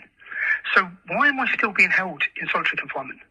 I almost didn't want to share this. This has made me over $30 million in sales. It's a framework that shows you how to put together high conversion. Sorry about that. Korean. Why am I not in a DCAT prison? And there's a mental health team there. I said, let me just ask you, is this good for me? She said, no. I said, how bad is it? Because I know how bad it is because I remember what happened last time. So I said, so why are you doing it? Why are you doing it? And I'm a civil offender, so I got 18 months, which is insane anyway, for playing a film that they said wasn't in the public's interest. Well, I think it's on 115 million views. It certainly was in the public's interest, yeah? But they sentenced me to 18 months. Now, as a civil offender, you go to an open prison. What's the difference between that and how I'm being held? Well, an open prison, you get a job outside. You have a car. You go to work. You go stay at home 5 days a month. You have town visits with your family. So that is the only prison you go to for committing civil offences. You're unshipped to a maximum security jail housing the worst Muslim gangs and jihadists in the country. And then they use that then to say you have to go on solitary confinement. And what is solitary confinement? Well, rapists and terrorists are not on solitary confinement. Jihadists aren't. Axel, who done his little stabbing spree, the Muslim lad, I was in Belmarsh on solitary confinement. He was 2 cells above me on healthcare. He's got a job. Oh, so on healthcare and a job. So I'm just going to skip to the end. And like I say, I would encourage you, we'll have it in the description below when we launch this video, but this just breaks my heart what he says to his kids. Just really listen to this. And especially, I'm going to appeal to men. We are in wartime, and men need to make a decision in this country how far they're willing to go to take action and protect for the future of our country, for our children. When you think of the solitary confinement conditions that they're facing, that their families are facing, I know what my family have faced.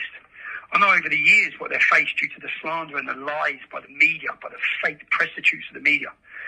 And to my kids, I absolutely love you and miss you. And every step and every move I've made, you have to follow it. And every sacrifice I make means you have to make sacrifices. So I apologise for that. But I hope I've taught you a very special, important lessons in life. To stand up for what you believe in. Never cower, never bend, and don't be a coward.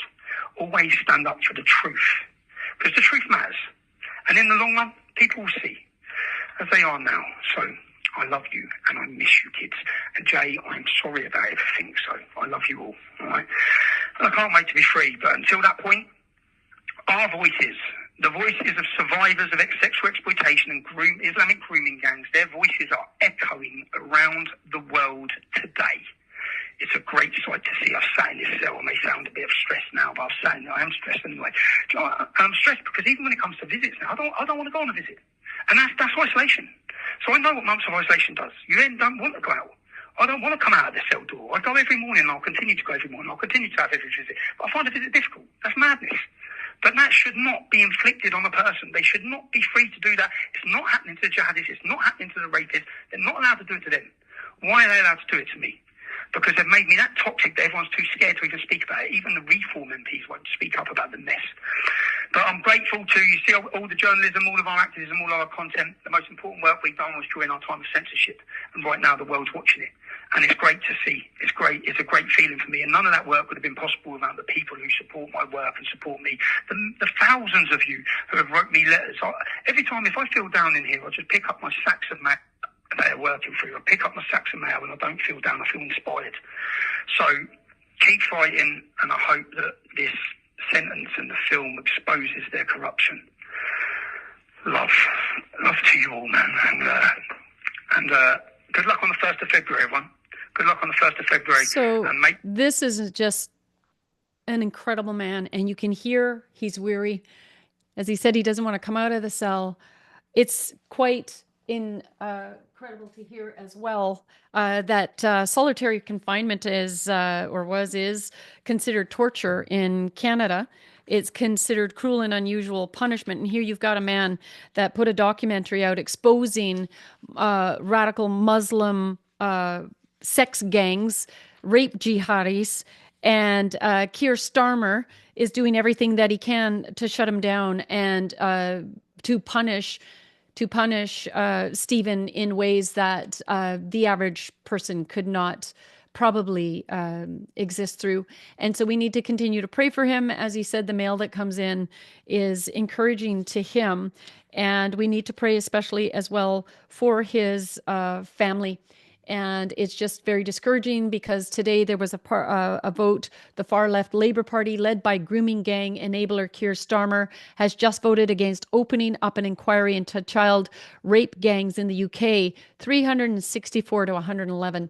As Charlie Kirk here says, unbelievable and tragic. 250,000 girls have been raped, and Elon Musk is posting the content, snippets of the content of the testimonies of these little girls, of these rape victims, and I can't imagine to tell you how they were raped by multiple men at one time.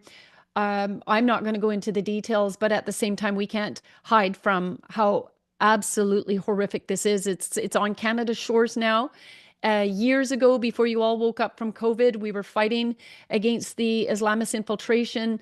And when you went to multiple police stations in Ontario, they didn't want to show, the boards with the criminals in it. I've shown it on the weekly news updates where it has listed who the felons are.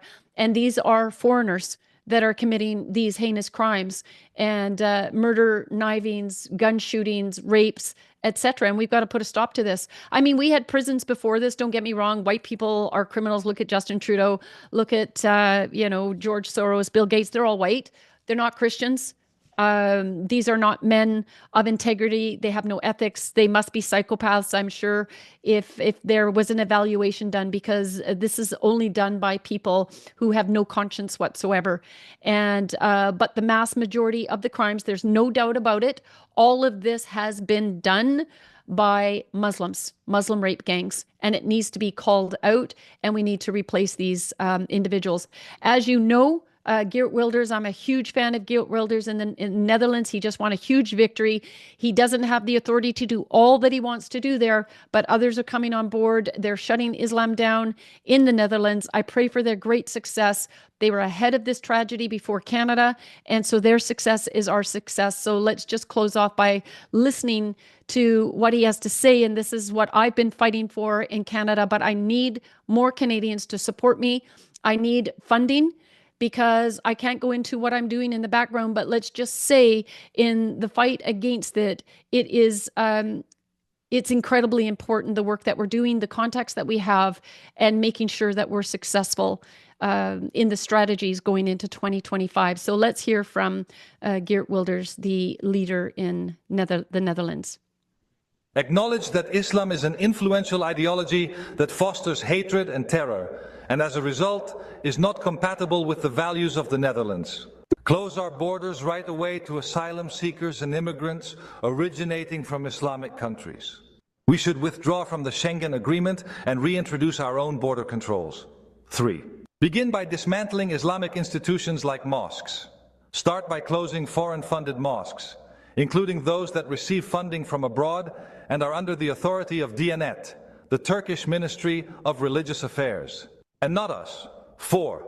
Lock up anyone who threatens or uses violence or deport them from our country, and if necessary, take preventive action against those hundreds of supporters and thousands of sympathizers of the jihadist movement in the Netherlands. And 5, Chairman, request all schools, newspapers, media to display a Mohammed cartoon. In order not to provoke, but to demonstrate that we never give in to threats and violence, and that we proudly and firmly support our freedom. Finally, I have a message for all those Muslims in the Netherlands who do not respect our freedom, our democracy, and our core values. Those who consider the rules of the Quran more important than our secular laws, and there are many of them. 700,000 is revealed in the study by Professor Koopmans. And my message to them is get lost. Depart to an Islamic country, then you can enjoy Islamic rules. Those are their rules, but not ours. This is our country, not your country, but our country. To stay updated, you are more than welcome to follow me. All right. It's very, very clear and simple. And it's not discriminatory. We're saying we respect if those are the rules you want to live by, go to your own country and do that. They are not welcome in Western nations. And so there we are. I'm finishing up with, again, appealing to you, please go to the description and sign the petition to put a moratorium on mass immigration immediately, on all immigration, until we can clean this up. This is the page, COVID-19, under current issues. You just, once it pops down, you can see all the different issues, and you can see political Islam there to get some more information on this. At the top of this page, you will see a banner. Click here to find hope and inspiration. We actually care about Muslims. They are following a false teaching, a false God. The devil himself created this Islamic doctrine because it is so pure evil. How can you even consider it in any other way? It is shocking how mass amounts of people can be so easily deceived. In the Bible, there's a verse that goes, "Oh, but by the grace of God," and I mean the biblical God of the Bible, the creator of heaven and earth. "Oh, but by the grace of God go I." And Islam was created 600 years. Muhammad had come 600 years after Christ. He created this doctrine to live by. It is in so much violation of Western standards, of biblical standards. And when I say to Muslims, I encourage you, take a look at the man you follow in Muhammad, and then compare that to the man that we as Christians follow, Jesus Christ. There is no comparison. And Muhammad demoted Jesus Christ to a mere prophet when he is the Son of God. And the Bible says in John 3:16, "For God so loved the world that he gave his only begotten Son, that whoever believes in him should not perish but have everlasting life." So do you see how this false God, do you see how the devil is so deceitful that he doesn't want people to come to a saving faith in Jesus Christ, the Son of God? So by Muhammad demoting Jesus Christ to a mere prophet, that means that, yes, Muslims may respect Jesus as a fine prophet, but they don't know him as the Son of God, which means an eternity in damnation. So why wouldn't we speak boldly about this in love for the moderate Muslim as well, for all, who have been deceived? And if you don't believe me, go to this page and listen to this gentleman who gave an amazing testimony when he was seeking Allah, but he found Jesus. There are other testimonies on this page. So don't believe me, believe them, because you speak the same language. You would come from the same heart. And I pray to God that the truth would set you free. And then again, just in closing, I won't beleaguer that, but donate to Action for Canada. And then, some people have said about how loving it is for me to, call out these false religions. But the Bible says in the commandments, the first two are, you shall have no other gods before me, and you shall not make for yourself idols. In Deuteronomy 12, it says that God was saying, there are decrees and laws you must be careful to follow in the land the Lord, the God of your ancestors, has given you to possess as long as you live in the land. And he gave us this land. The Christians came from Europe and they built an amazing nations. People will say, no, right away, you're going to say this is the natives' land. And it's like there was over 600 tribes. They were all in fighting. There was violence. And, yes, there may have been some nice communities in there, but the Europeans came and they brought structure and they brought peace and they brought faith, and many, many, many natives became Christians. And so don't believe everything, that the government is saying right now. They're wanting to use the natives in order to advance the WEF's plan to take away our land rights and to steal our natural resources from Canadians. And so the mass majority of natives are going to continue to live in poverty. And so I love them also enough to speak the truth that this is a very cruel government and a very cruel plan using them to get to us. Okay, so when you go into the land, so destroy completely all the places on the high mountains, on the hills, and under every spreading tree where the nations you are dispossessing worship their gods. Break down their altars, smash their sacred stones, and burn their Asherah poles in the fire. Cut down the idols of their gods and wipe out their names from those places. You must not worship the Lord your God in their way, but you are to seek the place the Lord God will choose from among all your tribes to put his name there for his dwelling. And the scripture carries on. I'll stop sharing screen and you can continue to read that, but just understand there is not an ounce of hate in my heart. I am fighting for Canadians. I am fighting for those who genuinely came to Canada to find refuge. And as Geert Wilders said, anybody who has come with nefarious wishes and agendas, get lost. This isn't the country for you. And so I'm calling on my fellow Canadians, support Action for Canada, support the work we're doing, get involved in a chapter, build a chapter, reach out to us, and let's make 2025 a year to remember. So thank you for joining me tonight. Please give us a thumbs up. Please share our information. Encourage people, say, I know this weekly news update is long, but you got to listen to it. It's got important information in there. Give me some feedback as well in the description as to if there's a different way you would like to hear the weekly news. If it's effective, you might say, cut it in two and then put it out in two separate recordings. Just give us some feedback. We love hearing from you because we really want to be effective in the work that we're doing. And we know that knowledge is power. And when you have it, you got to share it and you got to use it. So on that, God bless you and God bless Canada.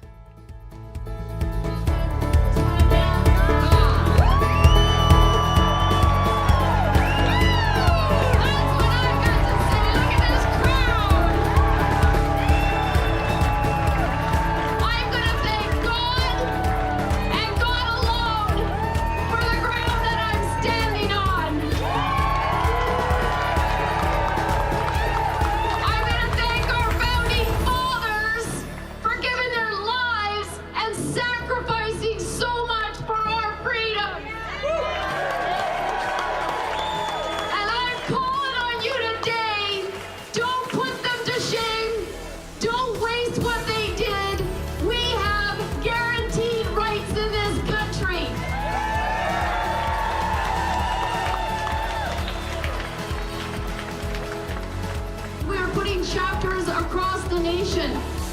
We are going to be in every town and every city, and we are going to build communities within these communities of like-minded people who are actually going to care for one another again and love on each other and give each other the help when they're down.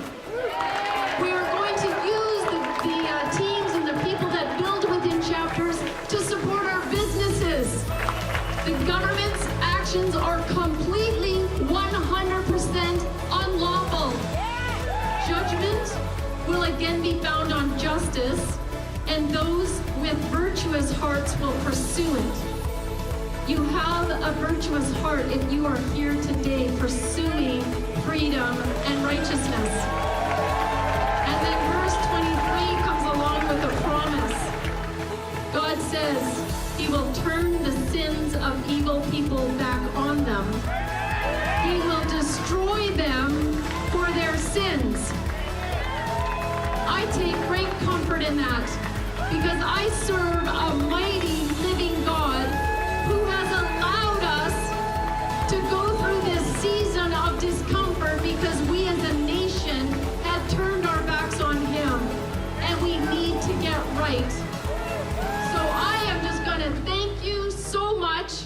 I'm going to say God bless you and God bless Canada. From coast to coast, we stand so tall. Love of God, we give our all. And every battle, big or small, together we win it all. We fight for freedom and for rights, where states turn darkness into light. In every heart we feel his might, and through his love we win the fight. Action for Canada, we unite, joining hands with foes or fight. Action for the Canada, we stand tall. With love and faith, we can win it all. We all up high, all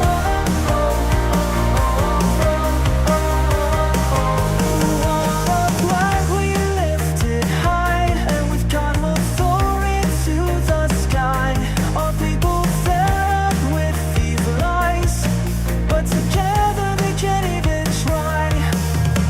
Come with us and feel the power, grace and love in every hour. Look around, it's now or never. Live the life you were meant to live. Actions are Canada, we unite, joining hands with foes or fight. Action for the Canada, we stand tall. With love and faith, we can win it all. We hold up high,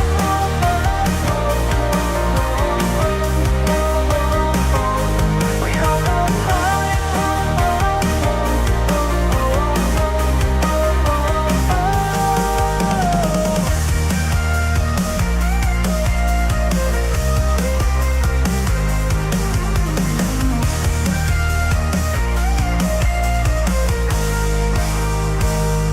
We hold our flag, we lift it high, and with God we'll soar it to the sky. Our people fed up with these lies, but together